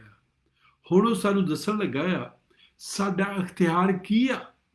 ਓਕੇ, ਅਖਤਿਆਰ ਕਿਹਨਾਂ ਦਾ ਆ? ਕਈ ਵਾਰੀ ਜਦੋਂ ਅਸੀਂ ਪੜ੍ਹਦੇ ਹੁੰਦੇ ਆ, ਉਹ ਇੱਦਾਂ ਹੁੰਦਾ ਵੀ ਪਾਸਟਰਾਂ ਦੇ ਕੋਲ ਹੋਣਾ, ਜਿਹੜੇ ਬਹੁਤ ਪ੍ਰੇ ਕਰਦੇ ਉਹਨਾਂ ਦੇ ਕੋਲ ਹੋਣਾ, ਜਿਹੜੇ ਜੀ ਬਹੁਤ ਬਾਈਬਲ ਜਾਣਦੇ ਉਹਨਾਂ ਦੇ ਕੋਲ ਹੋਣਾ, ਜਿਹੜੇ ਜੀ ਬਹੁਤ ਚਰਚ ਵਿੱਚ ਰਹਿੰਦੇ ਉਹਨਾਂ ਦੇ ਕੋਲ ਹੋਣਾ। ਨੋ, ਕੇਅਰਫੁਲੀ ਸੁਣਨਾ ਕੀ ਲਿਖਿਆ ਕਿਹਨਾਂ ਦੇ ਕੋਲ ਆ। ਇੱਥੇ ਬਾਈਬਲ ਸਾਨੂੰ ਸਿਖਾਉਂਦੀ ਆ, ਆਪਾਂ ਆਦਮੀਆਂ ਨੂੰ ਫੋਲੋ ਨਹੀਂ ਕਰਨਾ ਹੈਗਾ, ਆਪਾਂ ਬਾਈਬਲ ਨੂੰ ਫੋਲੋ ਕਰਨਾ। ਜੋ ਪਰਮੇਸ਼ਰ ਦਾ ਬਚਨ ਆ ਉਹਨੂੰ ਫੋਲੋ ਕਰਨਾ, ਫਿਰ ਅਸੀਂ ਗਲਤੀ ਨਹੀਂ ਕਰਦੇ, ਫਿਰ ਅਸੀਂ ਸਹੀ ਰਹਿੰਦੇ ਆ। ਹਾਂਜੀ, ਪੜ੍ਹਿਓ ਤਾਂ ਜੀ। ਹਾਂਜੀ, ਇਹਦਾ ਕਿੰਨੀ ਆਇਤ? 17ਵੀਂ ਆਇਤ ਪਹਿਲਾਂ, ਹਾਂ 17ਵੀਂ ਆਇਤ ਤੋਂ ਪੜ੍ਹਨਾ। ਹਾਂਜੀ, ਇਹ ਮਾਰਕਸ ਦਾ 16ਵਾਂ ਚੈਪਟਰ ਤੇ ਉਹਦੀ 17ਵੀਂ ਆਇਤ ਵਿੱਚ ਆਪਾਂ ਫਿਰ ਪੜ੍ਹਦੇ ਹਾਂ। ਅਤੇ ਨਿਸ਼ਚਾ ਕਰਨ ਵਾਲਿਆਂ ਦੇ ਨਾਲ ਨਾਲ, ਕਿਹਨਾਂ ਦੇ ਨਾਲ ਨਾਲ? ਪਾਸਟਰਾਂ ਦੇ ਨਾਲ ਨਾਲ? ਨੋ, ਨਿਸ਼ਚਾ ਕਰਨ ਵਾਲਿਆਂ ਦੇ ਨਾਲ ਨਾਲ। ਸੋ ਜੇ ਤੁਸੀਂ ਨਿਸ਼ਚਾ ਕਰਨ ਵਾਲੇ ਆ, ਇਹ ਹੁਣ ਤੁਹਾਨੂੰ ਕੁਛ ਕਹਿਣ ਲੱਗਾ ਆ, ਤੁਹਾਡੇ ਨਾਲ ਨਾਲ ਕੁਛ ਹੋਣਾ ਆ। ਕੀ ਹੋਣਾ ਆ? ਹਾਂਜੀ, ਹੋਰ ਪੜ੍ਹਿਓ। ਨਿਸ਼ਚਾ ਕਰਨ ਵਾਲਿਆਂ ਦੇ ਨਾਲ ਨਾਲ ਇਹ ਨਿਸ਼ਾਨ ਹੋਣਗੇ, ਜੋ ਉਹ ਮੇਰਾ ਨਾਮ ਲੈ ਕੇ ਭੂਤਾਂ ਨੂੰ ਕੱਢਣਗੇ ਅਤੇ ਉਹ ਨਵੀਆਂ ਨਵੀਆਂ ਬੋਲੀਆਂ ਵੀ ਬੋਲਣਗੇ। ਉਹ ਸੱਪਾਂ ਨੂੰ ਚੁੱਕ ਲੈਣਗੇ ਅਤੇ ਜੇ ਕੋਈ ਜ਼ਹਿਰ ਵਾਲੀ ਚੀਜ਼ ਪੀ ਲੈਣ ਤਾਂ ਉਹਨਾਂ ਦਾ ਕੁਝ ਨਹੀਂ ਵਿਚਲੂਗਾ। ਉਹ ਰੋਗੀਆਂ ਉੱਤੇ ਹੱਥ ਰੱਖਣਗੇ ਤਾਂ ਉਹ ਚੰਗੇ ਹੋ ਜਾਣਗੇ। ਆਮੀਨ।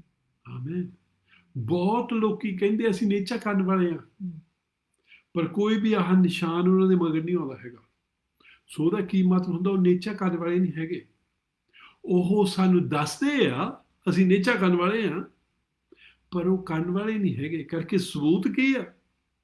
ਮੈਂ ਨਹੀਂ ਲਿਖਿਆ, ਬਾਈਬਲ ਮੇਰੀ ਨਹੀਂ ਲਿਖੀ ਹੈਗੀ, ਜਗਦੀਸ਼ ਨੇ ਕੁਛ ਨਹੀਂ ਇਹਦੇ ਵਿੱਚ ਹਿੱਸਾ ਹੈਗਾ।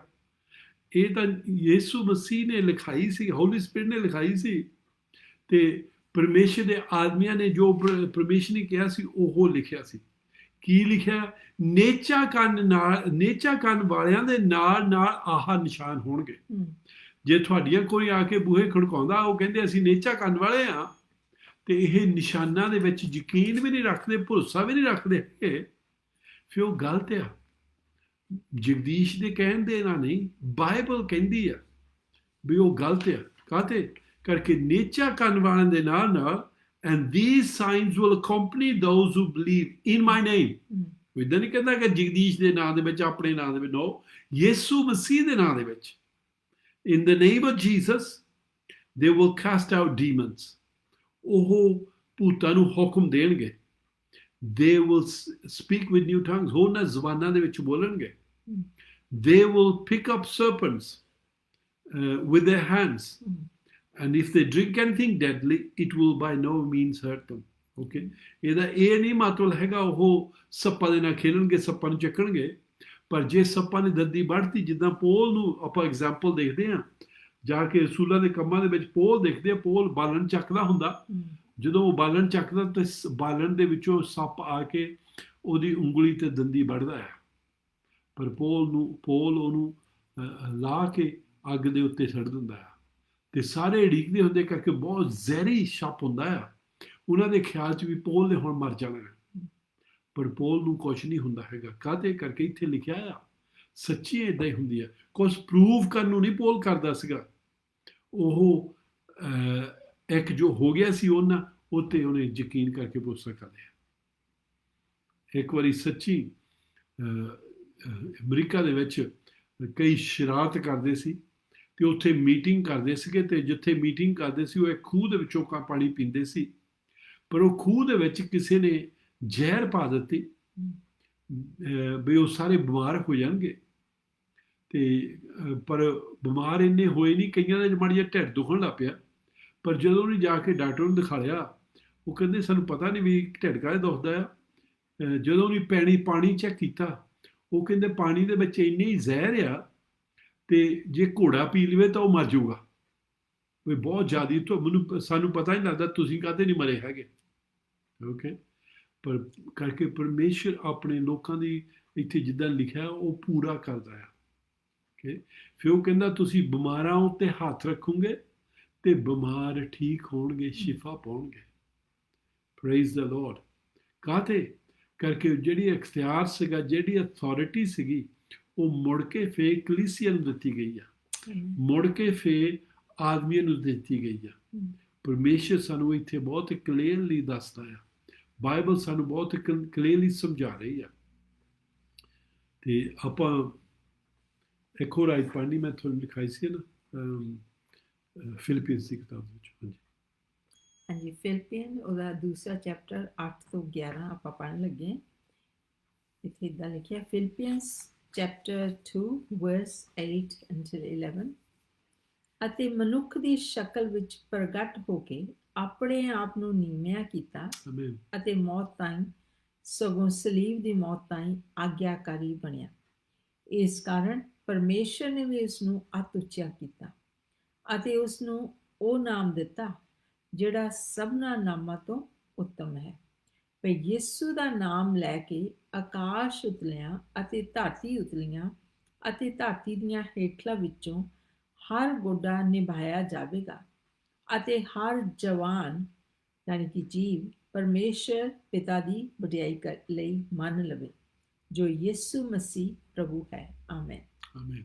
ਸੋ ਇੱਥੇ ਵੀ ਫਿਰ ਫਿਲਿਪੀਅੰਸ ਦੀ ਕਿਤਾਬ ਵਿੱਚ ਵੀ ਉਹ ਸਾਨੂੰ ਦੱਸ ਰਿਹਾ ਆ, ਯਿਸੂ ਮਸੀਹ ਨੇ ਕਰਕੇ ਆਪਣੇ ਆਪ ਨੂੰ ਨੀਵਾਂ ਕਰ ਲਿਆ। ਉਦੋਂ ਉਹ ਮਰ ਨਹੀਂ ਸਕਦਾ ਸੀਗਾ ਕਰਕੇ ਉਹਨੇ ਪਾਪ ਨਹੀਂ ਕੀਤਾ ਸੀ, ਪਰ ਸਾਡੀ ਮੌਤੇ ਮਰ ਗਿਆ ਸੀ ਹਮ, ਨੀਵਾਂ ਕਰਕੇ। ਤੇ ਉਹ ਸਾਡੇ ਵਾਸਤੇ ਉਹ ਨਰਕਾਂ ਦੇ ਵਿੱਚ ਗਿਆ, ਹਮ, ਤਾਂ ਪਰਮੇਸ਼ਰ ਨੇ ਉਹਨੂੰ ਇੱਕ ਨਾਮ ਦਿੱਤਾ। ਹਮ, ਉਹੋ ਹੀ ਨਾਂ ਆਪਾਂ ਅਫੀਸੀਅੰਸ ਦੀ ਕਿਤਾਬ ਵਿੱਚ ਪੜ੍ਹਿਆ ਸੀਗਾ, ਜਿਹੜਾ ਸਭ ਨਾਮਾਂ ਦੇ ਉੱਪਰ ਦੀ ਆ। ਆਮੇਨ। ਇੱਥੇ ਫੇਰ ਸਾਨੂੰ ਦੱਸ ਰਿਹਾ ਆ, ਉਹ ਜਿਹੜੀ ਸ਼ਕਤੀ ਆ ਉਹ ਯਿਸੂ ਮਸੀਹ ਦੇ ਨਾਂ ਦੇ ਵਿੱਚ ਹੈ, ਜੀਸਸ ਦੇ ਨਾਂ ਦੇ ਵਿੱਚ ਹੈ। ਉਹ ਪਾਸਟਰਾਂ ਦੇ ਨਾਂ ਦੇ ਵਿੱਚ ਨਹੀਂ ਹੈਗੀ, ਉਹ ਜਗਦੀਸ਼ ਦੇ ਨਾਂ ਦੇ ਵਿੱਚ ਨਹੀਂ ਹੈਗੀ, ਉਹ ਯਿਸੂ ਦੇ ਨਾਂ ਦੇ ਵਿੱਚ ਹੈ, ਆਮੇਨ। ਉਹ ਜੀਸਸ ਦੇ ਨਾਂ ਦੇ ਵਿੱਚ ਹੈ। ਹਮ, ਜਿੰਨਾ ਹੱਕ ਉਹ ਨਾਂ ਦੇ ਮੇਰਾ ਆ, ਉਨਾ ਹੀ ਤੁਹਾਡਾ ਆ। ਜੇ ਨਹੀਂ ਹੈਗਾ, ਤੁਸੀਂ ਹੁਣ ਹੱਕ ਲੈ ਸਕਦੇ। ਜਦੋਂ ਅਸੀਂ ਉਹਦੇ ਚਰਚ ਦੇ ਮੈਂਬਰ ਬਣ ਜਾਂਦੇ ਆ, ਜਦੋਂ ਅਸੀਂ ਉਹਦੇ ਸਰੀਰ ਦੇ ਮੈਂਬਰ ਬਣ ਜਾਂਦੇ ਆ, ਸਾਨੂੰ ਵੀ ਉਸ ਨਾਂ ਦਾ ਹੱਕ ਮਿਲ ਜਾਂਦਾ ਹੈ। ਜੇ ਫਰਜ਼ ਰੱਖ ਲਓ, ਆਪਾਂ ਫੈਮਿਲੀ ਦੇ ਵਿੱਚ ਕਿਸੇ ਬੱਚੇ ਨੂੰ ਅਡਾਪਟ ਕਰ ਲਿਆ ਆ, ਲੀਗਲੀ ਅਡਾਪਟ ਕਰ ਲਿਆ, ਪੇਪਰ ਬਣਾ ਕੇ ਜੱਜ ਦੇ ਮੂਹਰੇ ਜਾ ਕੇ ਸਭ ਕੁਝ ਲੀਗਲੀ ਉਹਨੂੰ ਆਪਣਾ ਨਾਂ ਦੇ ਦਿੱਤਾ ਆ। ਹੁਣ ਕੀ ਆ, ਉਹਦੇ ਕੋਲ ਓਨੀ ਅਥਾਰਟੀ ਆ ਉਹ ਨਾਂ ਵਰਤਣ ਨੂੰ ਜਿੰਨੀ ਦੂਸਰੇ ਨਿਆਣਿਆਂ ਦੇ ਕੋਲ ਸੀਗੀ। ਆਮੇਨ। ਪਰਮੇਸ਼ਰ ਨੇ ਯਿਸੂ ਮਸੀਹ ਦੇ ਵਿੱਚ ਦੀ ਹੋ ਕੇ ਸਾਨੂੰ ਮੁੜ ਕੇ ਫੇਰ ਆਪਣੇ ਕੋਲ ਲੈ ਲਿਆ ਆ, ਤੇ ਉਹਨੇ ਸਾਨੂੰ ਇੱਕ ਨਾਂ ਦੇ ਦਿੱਤਾ ਆ, ਉਹ ਯਿਸੂ ਮਸੀਹ ਦਾ ਨਾਂ ਆ। Yes. ਜਦੋਂ ਅਸੀਂ ਉਹ ਨਾਂ ਲੈ ਕੇ ਬੈਰੀ ਨੂੰ ਹੁਕਮ ਦਿੰਦੇ ਆ, ਸ਼ੈਤਾਨ ਨੂੰ ਹੁਕਮ ਦਿੰਦੇ ਆ, ਬਿਮਾਰੀਆਂ ਨੂੰ ਹੁਕਮ ਦਿੰਦੇ ਆ, ਦੁਸ਼ ਆਤਮਾ ਨੂੰ ਹੁਕਮ ਦਿੰਦੇ ਆ, ਜਿੰਨੀਆਂ ਵੀ ਹਨੇਰੇ ਦੀਆਂ ਚੀਜ਼ਾਂ ਹੁਕਮ ਦਿੰਦੇ ਆ, ਬੇਸ਼ੱਕ ਦੀ ਉਹ ਆਕਾਸ਼ ਵਿੱਚ ਹੋਣ, ਬੇਸ਼ੱਕ ਦੀ ਉਹ ਧਰਤੀ ਵਿੱਚ ਹੋਣ, ਬੇਸ਼ੱਕ ਦੀ ਉਹ ਧਰਤੀ ਦੇ ਥੱਲੇ ਨਰਕਾਂ ਦੇ ਵਿੱਚ ਹੋਣ, ਹਮ, ਉਹਨਾਂ ਸਾਰਿਆਂ ਨੂੰ ਆਖੇ ਲੱਗਣਾ ਪੈਂਦਾ ਆ। ਆਮੇਨ। ਨਾ ਜਿੰਨੀਆਂ ਵੀ ਚੀਜ਼ਾਂ ਸਵਰਗਾਂ ਦੇ ਵਿੱਚ ਆ ਉਹਨਾਂ ਦੇ ਉੱਪਰ ਦੀ ਆ, ਜਿੰਨੀਆਂ ਵੀ ਚੀਜ਼ਾਂ ਧਰਤੀ ਦੇ ਉੱਪਰ ਆ ਉਹਨਾਂ ਦੇ ਉੱਪਰ ਦੀ ਆ, ਜਿੰਨੀਆਂ ਵੀ ਚੀਜ਼ਾਂ ਧਰਤੀ ਦੇ ਥੱਲੇ ਜਿਹਨਾਂ ਨੂੰ ਆਪਾਂ ਨਰਕ ਕਹਿੰਦੇ ਆ ਉੱਥੇ ਆ, ਉਹਨਾਂ ਦੇ ਵੀ ਉੱਪਰ ਦੀ ਆ। ਸੋ ਤਿੰਨਾਂ ਦੁਨੀਆਂ ਦੇ ਉੱਪਰ ਇਹ ਨਾਂ ਉੱਪਰ ਪਾਇਆ ਗਿਆ ਹੈ। ਆਮੇਨ। ਇਹ ਨਾਂ ਸਾਨੂੰ ਦਿੱਤਾ ਗਿਆ ਹੈ, ਇਹ ਨਾਂ ਤੁਹਾਨੂੰ ਦਿੱਤਾ ਗਿਆ ਹੈ। ਹਮ, ਤੁਸੀਂ ਆਪਣੀ ਪ੍ਰਾਰਥਨਾ ਦੇ ਵਿੱਚ ਹਮ, ਤੁਸੀਂ ਜਦੋਂ ਹੁਕਮ ਦਿੰਦੇ ਆ, ਹਮ, ਤੁਸੀਂ ਇਹ ਨਾਂ ਵਰਤ ਸਕਦੇ ਆ। yes. ਜਦੋਂ ਅਸੀਂ ਇਸ ਨਾਂ ਨੂੰ ਵਰਤਦੇ ਆ ਤੇ ਅਸੀਂ ਦੇਖਦੇ ਆ ਅਸੀਂ ਫਤਿਹ ਪਾਉਂਦੇ ਆ, Praise the Lord. ਤੇ ਪਰ ਵਰਤਦੇ ਆਪਾਂ ਨੇਚਰ ਦੇ ਵਿੱਚ। ਆਮੇਨ। ਆਪਾਂ ਮੁੜ ਕੇ ਫੇਰ ਮੈਂ ਰਸੂਲਾਂ ਦੇ ਕੰਮ ਉਹਦਾ ਰੋਮੀਓ ਦੀ ਕਿਤਾਬ ਉਹਦਾ 8ਵਾਂ ਚੈਪਟਰ ਉਹਦੀ 37 ਆਇਤ ਦੇ ਵਿੱਚੋਂ ਦੇਖਦੇ ਆ, ਜਿੱਥੇ ਉਹ ਸਾਨੂੰ ਦੱਸਦਾ ਵੀ ਅਸੀਂ ਫਤਿਹ ਪਾਈ ਹੋਈ ਆ। ਹਾਂਜੀ। Romans chapter 8 verse 37. ਸਗੋਂ ਇਹਨਾਂ ਸਭਨਾਂ ਗੱਲਾਂ ਵਿੱਚ ਉਹਦੇ ਦੁਆਰਾ ਜਿਹਨੇ ਸਾਡੇ ਨਾਲ ਪ੍ਰੇਮ ਕੀਤਾ ਸੀ, ਅਸੀਂ ਹੱਦੋਂ ਵੱਧ ਫਤਿਹ ਪਾਉਂਦੇ ਹਾਂ। ਕਿ ਇਹਨਾਂ ਗੱਲਾਂ ਦੇ ਵਿੱਚ ਜਿੰਨੀਆਂ ਵੀ ਚੀਜ਼ਾਂ ਸਾਡੇ ਕੋਲ ਆਉਂਦੀਆਂ ਆ, ਅਸੀਂ ਹੱਦੋਂ ਵੱਧ ਉਹਦੇ ਨਾਂ ਦੇ ਵਿੱਚ, ਹਮ, ਆਪਣੇ ਆਪ ਵਿੱਚ ਨਹੀਂ, ਆਪਣੀ ਭਗਤੀ ਦੇ ਵਿੱਚ ਨਹੀਂ, ਆਪਣੇ ਚੰਗੇ ਕੰਮਾਂ ਦੇ ਵਿੱਚ ਨਹੀਂ, ਉਹਦੇ ਵਿੱਚ ਜੀਸਸ ਦੇ ਵਿੱਚ ਹੱਦੋਂ ਵੱਧ ਆਮੇਨ। ਅਸੀਂ ਫਤਿਹਮੰਦ ਹਾਂ। ਓਕੇ, ਜੇ ਅਸੀਂ ਕੰਮਾਂ ਦੇ ਵਿੱਚ ਭਰੋਸਾ ਰੱਖਣਾ ਹੁੰਦਾ, ਹੋ ਸਕਦਾ ਸਾਡੇ ਕੰਮ ਥੋੜੇ ਰਹਿ ਜਾਂਦੇ। ਜੇ ਅਸੀਂ ਆਪਣੀ ਦਾਨ ਦੇ ਵਿੱਚ ਰੱਖਣਾ ਸੀਗਾ, ਹੋ ਸਕਦਾ ਸਾਡਾ ਦਾਨ ਥੋੜਾ ਰਹਿ ਜਾਂਦਾ। ਪਰ ਜਦੋਂ ਉਹ ਸਾਡਾ ਨਾਂ ਅਸੀਂ ਉਹਦਾ ਲੈਣਾ ਆ, ਉਹ ਪੂਰਾ ਹੀ ਆ, ਉਹਦੇ ਵਿੱਚ ਕੋਈ ਘਾਟ ਨਹੀਂ ਹੈਗੀ। ਉਹ ਫਤਿਹ ਪਾ ਹਟਿਆ, ਅਸੀਂ ਉਹਦੇ ਨਾਂ ਨੂੰ ਵਰਤ ਸਕਦੇ ਹਾਂ। ਜਦੋਂ ਵੀ ਅਸੀਂ ਉਹਦੇ ਨਾਂ ਨੂੰ ਵਰਤੇ, ਅਸੀਂ ਫਤਿਹ ਬਣ ਪਾਉਂਦੇ ਹਾਂ। ਇੱਦਾਂ ਹੀ ਜਿਹੜੇ ਚੇਲੇ ਸੀਗੇ, ਜਿਹੜੇ ਰਸੂਲ ਸੀਗੇ, ਉਹਨੇ ਕੀਤਾ ਤੇ ਉਹ ਫਤਿਹਬੰਦ ਰਹੇ ਸੀਗੇ, ਤੇ ਉਹੋ ਹੀ ਨਮੂਨਾ ਸਾਨੂੰ ਦੇ ਗਏ ਆ। ਅਸੀਂ ਵੀ ਉਦਾਂ ਕਰ ਸਕਦੇ ਹਾਂ। ਰਸੂਲਾਂ ਦੇ ਕੰਮ ਉਹਦਾ 16ਵਾਂ ਚੈਪਟਰ ਤੇ 16, 17 ਤੇ 18 ਆਇਤ ਆਪਾਂ ਦੇਖਦੇ ਹਾਂ। ਇੱਥੇ ਪੌਲ ਉਹ ਨਾਂ ਵਰਤਦਾ ਆ ਤੇ ਫਤਿਹ ਪਾਉਂਦਾ ਆ। ਹਾਂਜੀ। ਇਹ ਐਕਟਸ ਇੰਗਲਿਸ਼ ਦੇ ਵਿੱਚ ਕਹਿੰਦੇ ਚੈਪਟਰ 16 verse 16 till 18। ਰਸੂਲਾਂ ਦੇ ਕੰਮ 16 ਚੈਪਟਰ ਤੇ 16ਵੀਂ ਆਇਤ ਤੋਂ ਲੈ ਕੇ ਮੈਂ ਪੜ੍ਹਨ ਲੱਗੀ ਹਾਂ। ਇਉਂ ਹੋਇਆ ਕਿ ਜਦ ਅਸੀਂ ਬੰਦਗੀ ਕਰਨ ਦੇ ਸਥਾਨ ਨੂੰ ਜਾਂਦੇ ਸਾਂ ਤਾਂ ਇੱਕ ਗੋਲੀ ਸਾਨੂੰ ਮਿਲੀ ਜਿਹਦੇ ਵਿੱਚ ਭੇਤ ਬੁੱਝਣ ਦੀ ਰੂਹ ਸੀ ਅਤੇ ਟੇਵੇ ਲਾ ਕੇ ਉਹ ਆਪਣੇ ਮਾਲਕਾਂ ਲਈ ਬਹੁਤ ਕੁਝ ਕਮਾ ਲਿਆਉਂਦੀ ਸੀ। ਸੋ ਪਲੂਸ ਦੇ ਅਤੇ ਸਾਡੇ ਮਗਰ ਹਾਕਾਂ ਆਣ ਕੇ ਹਾਕਾਂ ਮਾਰਦੀ ਅਤੇ ਕਹਿੰਦੀ ਸੀ, ਜੋ ਇਹ ਲੋਕ ਅਤ ਮਹਾ ਪਰਮੇਸ਼ਰ ਦੇ ਦਾਸ ਹਨ, ਜਿਹੜੇ ਤੁਹਾਨੂੰ ਮੁਕਤੀ ਦਾ ਰਾਹ ਦੱਸਦੇ ਹਨ। ਉਹ ਬਹੁਤ ਦਿਨਾਂ ਤੱਕ ਇਹ ਕਰਦੀ ਰਹੀ, ਪਰ ਪਲੂਸ ਅੱਕ ਗਿਆ ਅਤੇ ਮੁੜ ਕੇ ਉਸ ਰੂਹ ਨੂੰ ਕਿਹਾ, ਮੈਂ ਤੈਨੂੰ ਯਿਸੂ ਮਸੀਹ ਦੇ ਨਾਮ ਨਾਲ ਹੁਕਮ ਕਰਦਾ ਹਾਂ, ਜੋ ਇਹਦੇ ਵਿੱਚੋਂ ਨਿਕਲ ਜਾ, ਅਤੇ ਉਹ ਉਸੇ ਘੜੀ ਨਿਕਲ ਗਿਆ। ਆਮੇਨ। ਆਮੇਨ। ਪਹਿਲੀ ਚੀਜ਼ ਜਿਹੜੀ ਸਾਨੂੰ ਦੇਖਣ ਦੀ ਜ਼ਰੂਰਤ ਉਹ ਹੈ, ਜਿਹੜੀ ਪੁੱਛਾਂ ਦੇਣ ਵਾਲੀ ਸਪਿਰਿਟ ਆ, ਉਹ ਸ਼ੈਤਾਨ ਵੱਲੋਂ ਆ, Yeah. ਉਹ ਦੁਸ਼ ਆਤਮਾ ਵੱਲੋਂ ਆ। Yeah. ਬਹੁਤ ਕ੍ਰਿਸਚੀਅਨਸ ਵੀ, ਬਹੁਤ ਮਸੀਹੀ ਲੋਕ ਵੀ, ਬਹੁਤ ਲੋਕੀ ਜਿਹੜੇ ਪਰਮੇਸ਼ਰ ਦੇ ਬੇਟੇ ਬੇਟੀਆਂ ਬਣੇ, ਉਹ ਵੀ ਇਸ ਭੁਲੇਖੇ ਦੇ ਵਿੱਚ ਆ, ਪੁੱਛਾਂ ਦੇਣ ਵਾਲਿਆਂ ਦੇ ਕੋਲ ਫਿਰਦੇ ਆ। ਪਰ ਇੱਥੇ ਆਪਾਂ ਦੇਖਦੇ ਆ, ਉਹ ਦੁਸ਼ ਆਤਮਾ ਦੀ ਸਪਿਰਿਟ ਸੀਗੀ। ਉਹ ਲੜਕੀ ਪੁੱਛਾਂ ਦਿੰਦੀ ਸੀਗੀ, ਪੈਸੇ ਕਮਾਉਂਦੀ ਸੀ, ਜਿਨ੍ਹਾਂ ਵਾਸਤੇ ਉਹ ਕੰਮ ਕਰਦੀ ਸੀ ਉਹਨਾਂ ਵਾਸਤੇ। ਤੇ ਪੌਲ ਵੀ ਐਵੇਂ ਲੋਕਾਂ ਦੇ ਵਿੱਚੋਂ ਭੂਤ ਨਹੀਂ ਕੱਢਦਾ ਫਿਰਦਾ ਸੀ, ਪਰ ਜਦੋਂ ਕੋਈ ਉਹਦੇ ਨਾਲ ਟਾਕਰਾ ਹੁੰਦਾ ਸੀ, ਜਦੋਂ ਕੋਈ ਪ੍ਰੋਬਲਮ ਪੈਂਦੀ ਸੀ, ਫਿਰ ਉਹ ਜਾਂਦਾ ਸੀ। ਓਕੇ, ਇੱਥੇ ਅਸੀਂ ਦੇਖਦੇ ਹਾਂ ਕਰਕੇ ਉਹ ਰਾਤ ਦਿਨ ਉਹਨਾਂ ਦੇ ਮਗਰ ਫੈਲਦੀ ਆ। ਤੇ ਇੱਕ ਦਿਨ ਉਹਨੂੰ ਪਿੱਛੇ ਨੂੰ ਉਹਦੇ ਵੱਲ ਨੂੰ ਮੂੰਹ ਕਰਕੇ ਕਿਹਾ, ਬਈ ਮੈਂ ਯਿਸੂ ਮਸੀਹ ਦੇ ਨਾਮ ਵਿੱਚ ਹੁਕਮ ਦਿੰਦਾ ਹੈ। ਤੇ ਕਈ ਵਾਰੀ ਅਸੀਂ ਦੇਖਦੇ ਹਾਂ, ਇਹ ਜਿਹੜੀ ਦੁਸ਼ ਆਤਮਾ ਹੁੰਦੀ ਆ, ਉਹ ਕੁਛ ਗਲਤ ਨਹੀਂ ਕਹਿੰਦੀ ਹੁੰਦੀ। ਇੱਥੇ ਅਸੀਂ ਕਈ ਵਾਰੀ ਭੁਲੇਖੇ ਵਿੱਚ ਪੈ ਜਾਂਦੇ ਹਾਂ। ਉਹ ਇਹੀ ਦੱਸਦੀ ਹੈ, ਰੱਬ ਦੇ ਆਦਮੀ ਆ, ਇਹ ਮੁਕਤੀ ਦਾ ਪ੍ਰਚਾਰ ਕਰ ਰਹੇ ਆ। ਬਹੁਤ ਲੋਕਾਂ ਨੇ ਅੱਜ ਕਹਿਣਾ ਬਈ ਠੀਕ ਹੀ ਆ, ਉਹ ਸਪਿਰਿਟ ਠੀਕ ਹੀ ਆ। ਠੀਕ ਨਹੀਂ ਸੀਗੀ, ਉਹ ਪੁੱਛਾਂ ਵਾਲੀ ਸਪਿਰਿਟ ਸੀਗੀ। ਓਕੇ, ਫਿਰ ਅਸੀਂ ਭੁਲੇਖੇ ਦੇ ਵਿੱਚ ਨਹੀਂ ਪੈਣਾ ਹੈਗਾ, ਅਸੀਂ ਕਲੀਅਰ ਰੱਖਣਾ ਆ। ਫਿਰ ਇੱਥੇ ਜਦੋਂ ਪੌਲ ਨੇ ਹੁਕਮ ਦਿੱਤਾ, ਉਹ ਸਪਿਰਿਟ ਉਹਦੇ ਵਿੱਚੋਂ ਕੱਢ ਦਿੱਤੀ। ਹੁਣ ਕੀ ਹੋਇਆ? ਹੁਣ ਉਹ ਪੁੱਛਾਂ ਨਹੀਂ ਦੇ ਸਕਦੀ। ਜਦ ਉਹ ਪੁੱਛਾਂ ਨਹੀਂ ਪਾ ਸਕਦੀ ਹੈਗੀ, ਜਿਹੜੇ ਉਹਦੇ ਮਾਲਕ ਹੁੰਦੇ ਆ, ਉਹਨਾਂ ਨੂੰ ਬਹੁਤ ਗੁੱਸਾ ਆ ਗਿਆ। ਕਾਹਦੇ ਕਰਕੇ? ਹੁਣ ਕਮਾਈ ਨਹੀਂ ਕਰ ਸਕਦੇ, ਲੋਕਾਂ ਤੋਂ ਜਿਹੜੇ ਪੈਸੇ ਲੈਂਦੇ ਸੀ ਉਹ ਲੈ ਨਹੀਂ ਸਕਦੇ। ਉਹਨੇ ਫੜ ਕੇ ਪੌਲ ਨੂੰ, ਤਾਂ ਜਿਹੜਾ ਪੌਲ ਦਾ ਸਾਥੀ ਸੀਗਾ, ਉਹਨਾਂ ਨੂੰ ਉਹਨੇ ਜੇਲ੍ਹ ਦੇ ਵਿੱਚ ਦੇ ਦਿੱਤਾ, ਕਰਕੇ ਉਹ ਇੰਨੇ ਗੁੱਸੇ ਹੋ ਗਏ। ਓਕੇ, ਸੋ ਇੱਥੇ ਅਸੀਂ ਦੇਖਦੇ ਹਾਂ, ਪੁੱਛਾਂ ਦੇਣ ਵਾਲੀ ਸਪਿਰਿਟ ਰੋਂਗ ਆ, ਪਰ ਜਿਹਨੂੰ ਕੱਢਣ ਵਾਲਾ ਹੁੰਦਾ ਉਹ ਕੌਣ ਆ? ਯਿਸੂ ਮਸੀਹ ਦਾ ਨਾਮ। ਉਹ ਨਾਂ ਸਾਡੇ ਕੋਲ ਵੀ ਹੈਗਾ। ਇੱਕ ਅੱਜ ਤਾਂ ਆਪਾਂ ਹੋਰ ਪੜ੍ਹਾਂਗੇ, ਤੇ ਆਪਾਂ ਪਿਛਲੇ ਹਫ਼ਤੇ ਵੀ ਪੜ੍ਹੀ ਸੀਗੀ, ਤੇ ਫਿਰ ਦੋ ਗੱਲਾਂ ਸਿੰਦੇ ਕਹੂਗੀ, ਫਿਰ ਆਪਾਂ ਪ੍ਰੇ ਕਰਾਂਗੇ। ਕੋਲੋਸੀਅਸ ਦੀ ਕਿਤਾਬ, ਉਹਦਾ ਦੂਸਰਾ ਚੈਪਟਰ, ਤੇ ਉਹਦੀ 14 ਤੋਂ 15 ਆਇਤ ਪੜ੍ਹਾਂਗੇ। ਹਾਂਜੀ, ਇਹ ਇੰਗਲਿਸ਼ ਦੇ ਵਿੱਚ ਕੋਲੋਸੀਅਨਸ ਆਦੇ ਆ, ਉਹਦਾ ਦੂਸਰਾ ਚੈਪਟਰ, ਯਾਨੀ ਕਿ ਸੈਕੰਡ ਚੈਪਟਰ, ਉਹਦੀ 14ਵੀਂ ਆਇਤ 14। ਇੱਥੇ ਇੱਦਾਂ ਲਿਖਿਆ, ਤੇ ਉਸ ਲੇਖ ਨੂੰ ਜਿਹੜੀ ਹੁਕਮਾਂ ਕਰਕੇ ਸਾਡੇ ਉਲਟ ਅਤੇ ਸਾਡੇ ਵਿਰੁੱਧ ਸੀ, ਉਸਨੇ ਮੇਸ ਦਿੱਤਾ ਅਤੇ ਉਹਨੂੰ ਸਲੀਬ ਉੱਤੇ ਕਿੱਲਾਂ ਨਾਲ ਠੋਕ ਕੇ ਵਿੱਚੋਂ ਚੁੱਕ ਸੁੱਟਿਆ। ਆਮੇਨ। ਸੋ ਇੱਥੇ ਉਹ ਸਾਨੂੰ ਦੱਸਦਾ, ਜਦੋਂ ਵੀ ਅਸੀਂ ਇੱਦਾਂ ਦਾ ਕੋਈ ਦੋਸ਼ਾਤਮਕ ਹੁਕਮ ਦੇਣੇ ਹੋਵੇ, ਪਹਿਲੀ ਚੀਜ਼ ਸਾਨੂੰ ਉਹਨੇ ਆ ਕੇ ਹੀ ਦੱਸਣੀ ਹੈ, ਤੁਸੀਂ ਤਾਂ ਨਿਕੰਮੇ ਆ, ਤੁਸੀਂ ਤਾਂ ਪਾਪੀ ਆ, ਤੁਸੀਂ ਤਾਂ ਆ, ਤੁਸੀਂ ਤਾਂ ਆ। ਬਾਲੀ ਵਾਰੀ ਉਹ ਸਹੀ ਹੁੰਦੇ ਇਸ ਚੀਜ਼ ਦੇ ਵਿੱਚ, ਪਰ ਜਦੋਂ ਅਸੀਂ ਉਹਦੀ ਮਾਫੀ ਮੰਗ ਲੈਂਦੇ ਹਾਂ, ਅਸੀਂ ਪਰਮੇਸ਼ਰ ਦੇ ਮੂਹਰੇ ਆ ਕੇ ਉਹਦੀ ਮਾਫੀ ਮੰਗਦੇ ਹਾਂ, ਪਰਮੇਸ਼ਰ ਕੀ ਕਰਦਾ? ਉਹਨੂੰ ਕੈਲ ਦੇ ਨਾਲ ਕ੍ਰਾਸ ਉੱਤੇ ਟੰਗ ਦਿੰਦਾ ਹੈ। ਕਹਿੰਦਾ ਕ੍ਰਾਸ ਉੱਤੇ ਪ੍ਰਾਈਸ ਪੇ ਹੋ ਗਈ ਆ, ਉਹਦੀ ਕੀਮਤ ਦਿੱਤੀ ਗਈ ਆ। ਹੁਣ ਇੱਦਾਂ ਜਿੱਦਾਂ ਅਸੀਂ ਪਾਪ ਨਹੀਂ ਕੀਤਾ। ਫਿਰ ਉਹ ਜਾ ਕੇ ਸਾਨੂੰ ਦੱਸਦਾ, ਜਿਹੜੀ ਯਿਸੂ ਮਸੀਹ ਨੇ ਫਤਿਹ ਪਾਈ ਸੀ, ਉਹ ਫਤਿਹ ਹੁਣ ਸਾਡੀ ਆ।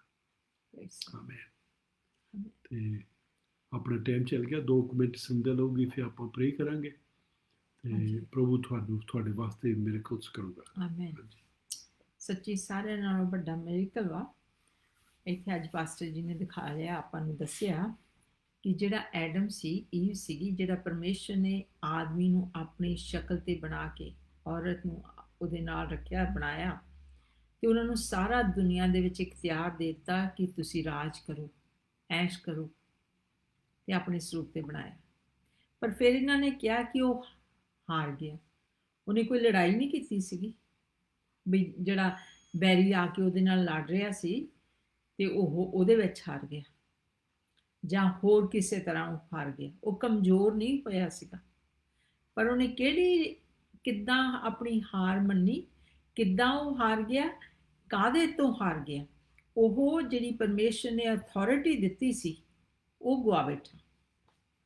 ਪਰ ਕਿੱਦਾਂ ਉਹਨੂੰ ਕੋਈ ਸ਼ੈਤਾਨ ਨੇ ਆ ਕੇ ਬਾਹਰ ਕਰ ਦਿੱਤਾ? ਨਹੀਂ, ਸ਼ੈਤਾਨ ਨੇ ਉਹਦੇ ਨਾਲ ਆ ਕੇ ਗੱਲਬਾਤ ਕੀਤੀ ਤੇ ਜਿਹੜਾ ਪਰਮੇਸ਼ਰ ਦਾ ਹੁਕਮ ਉਹਨਾਂ ਨੂੰ ਮਿਲਿਆ ਸੀ ਕਿ ਇਸ ਦਰਖਤ ਤੋਂ ਤੁਸੀਂ ਨਹੀਂ ਖਾਣਾ, ਤੇ ਉਹਦੇ ਨਾਲ ਹੀ ਉਹਨਾਂ ਨੂੰ ਭਰਮਾ ਲਿਆ ਗੱਲਾਂ ਬਾਤਾਂ ਕਰਕੇ।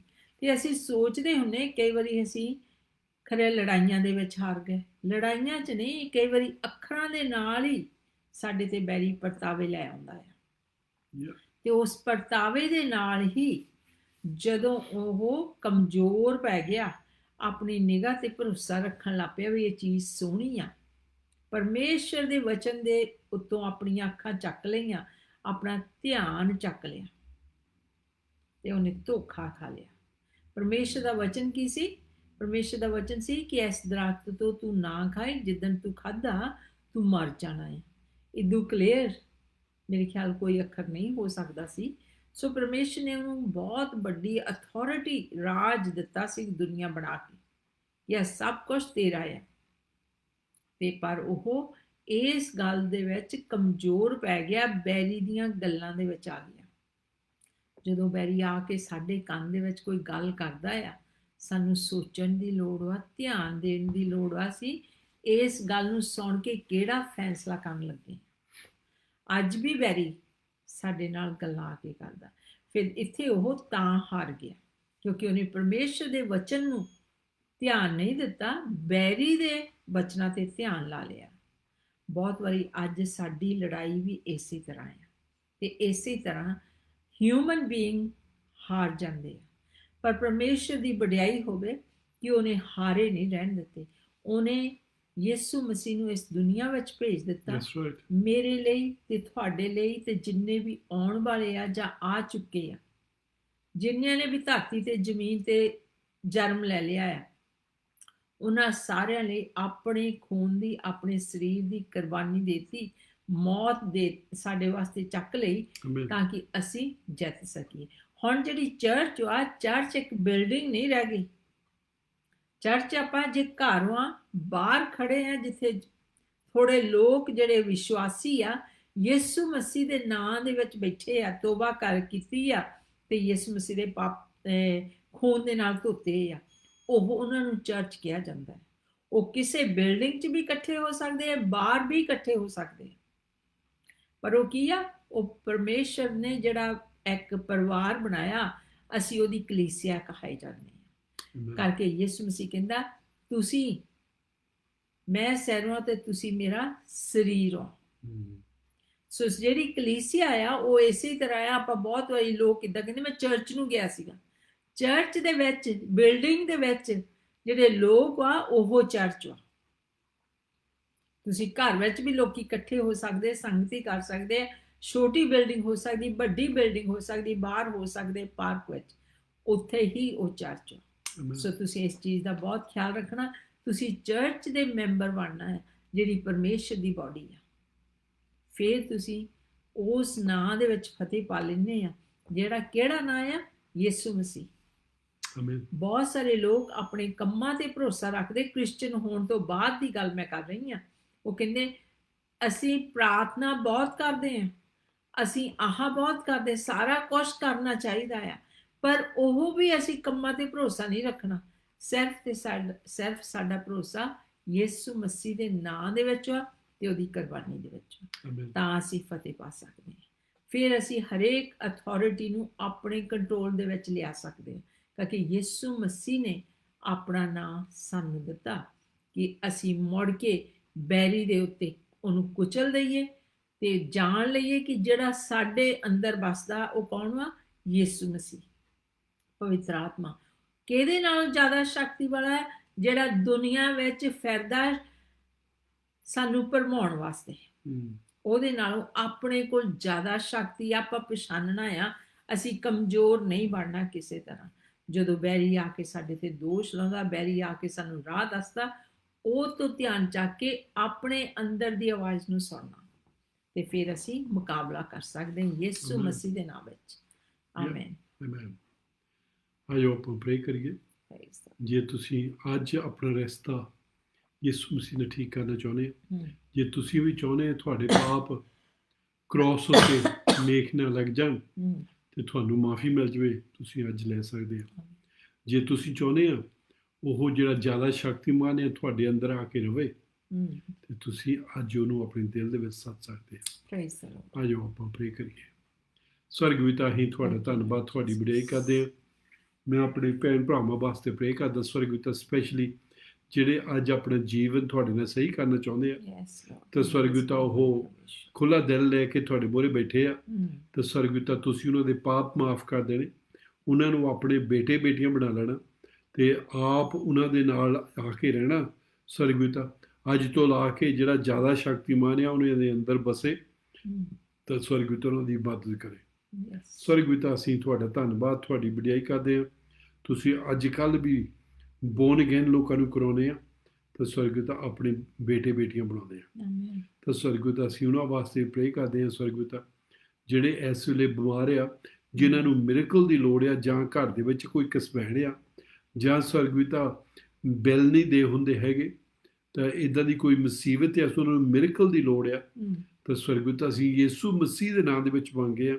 ਐਸੇ ਵੇਲੇ ਜਦੋਂ ਅਸੀਂ ਪ੍ਰੇ ਕਰ ਰਹੇ ਹਾਂ ਯਿਸੂ ਮਸੀਹ ਦੇ ਨਾਮ ਦੇ ਵਿੱਚ, ਜਿਨ੍ਹਾਂ ਨੂੰ ਮਿਰੇਕਲ ਦੀ ਲੋੜ ਆ, ਅੱਜ ਤੁਸੀਂ ਉਹਨਾਂ ਦੀ ਲੋੜਾਂ ਨੂੰ ਪੂਰੀਆਂ ਕਰੋ, ਉਹਨਾਂ ਦੀਆਂ ਮਿਰੇਕਲ ਸਵਰਗੀ ਪਿਤਾ ਉਹਨਾਂ ਦੇ ਜੀਵਨ ਦੇ ਵਿੱਚ ਹੋਣ, ਤੇ ਉਹ ਵੀ ਬਿਮਾਰੀਆਂ ਤੋਂ, ਦੁੱਖ ਤਕਲੀਫਾਂ ਤੋਂ, ਤੇ ਸਵਰਗੀ ਪਿਤਾ ਜਿਹੜੀ ਇਸ ਵੇਲੇ ਅਣਹੋਣੀਆਂ ਚੀਜ਼ਾਂ ਉਹਨਾਂ ਤੋਂ ਛੁਟਕਾਰਾ ਪਾ ਸਕਣ। Amen. ਸਵਰਗੀ ਪਿਤਾ ਅਸੀਂ ਤੁਹਾਡਾ ਧੰਨਵਾਦ, ਤੁਹਾਡੀ ਵਡਿਆਈ ਯਿਸੂ ਮਸੀਹ ਦੇ ਨਾਮ ਦੇ ਵਿੱਚ ਕਰਦੇ ਹਾਂ।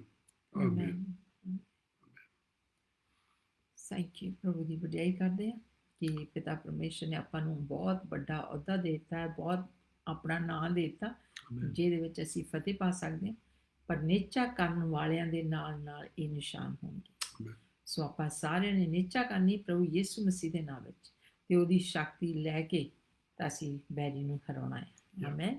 Yeah. ਤੇ ਆਉਣ ਵਾਲੇ ਟਾਈਮ ਤੇ ਫਿਰ ਆਪਾਂ ਮਿਲਾਂਗੇ ਸੰਡੇ ਨੂੰ 3:30 ਵਜੇ, 3:30, ਤੇ ਨੈਕਸਟ ਫਰਾਈਡੇ, ਆਉਣ ਵਾਲੇ ਫਰਾਈਡੇ ਨੂੰ, ਸ਼ੁੱਕਰਵਾਰ ਨੂੰ 3:30 ਵਜੇ ਫਿਰ, ਆਮੇਨ। ਜੇ ਯਿਸੂ ਮਸੀਹ ਨਹੀਂ ਆਏ। ਪਰ ਆਪਾਂ ਤਿਆਰ ਰਹਿਣਾ ਉਹਨਾਂ ਦੇ ਮਿਲਣ ਵਾਸਤੇ, ਆਮੇਨ। ਕਦੀ ਵੀ ਉਹਨਾਂ ਦੀ ਘੜੀ ਆ ਸਕਦੀ ਆ। Yeah. ਸੋ ਆਪਾਂ ਖੁੰਝਣਾ ਨਹੀਂ, ਉਸ 5 ਪਿਆਰੀਆਂ ਵਾਂਗਰ ਜਿਹੜੀਆਂ ਕੁਆਰੀਆਂ ਸੀ, ਤਿਆਰ ਸੀਗੀਆਂ, ਆਪਾਂ ਤਿਆਰ ਰਹਿਣਾ ਹੈ। ਆਮੇਨ। ਤੇ Amen. ਲੈਣ ਮੁੜ ਕੇ ਨਹੀਂ ਜਾਣਾ, That's right. ਆਪਣੀਆਂ ਲਾਲਟਨਾਂ ਵਿੱਚ, ਦੀਵਿਆਂ ਦੇ ਵਿੱਚ, ਜਿਹੜੀ ਕਿ ਆਪਣੀ ਆਤਮਾ ਦੇ ਵਿੱਚ ਸਰਗਰਮ ਰਹੀਏ, ਤਾਂ ਕਿ ਜਦੋਂ ਯਿਸੂ ਮਸੀਹ ਆਵੇ ਤੇ ਆਪਾਂ ਉਹਦੇ ਨਾਲ ਜਾ ਸਕੀਏ, ਤੇ ਉਦੋਂ ਤੱਕ ਤੁਸੀਂ ਬਲੈਸ ਰਹੋ ਤੇ ਦੂਜਿਆਂ ਨੂੰ ਵੀ ਬਲੈਸ ਕਰਦੇ ਰਹੋ ਯਿਸੂ ਮਸੀਹ ਦੇ ਨਾਮ ਵਿੱਚ। Amen. ਆਮੇਨ। Bless you.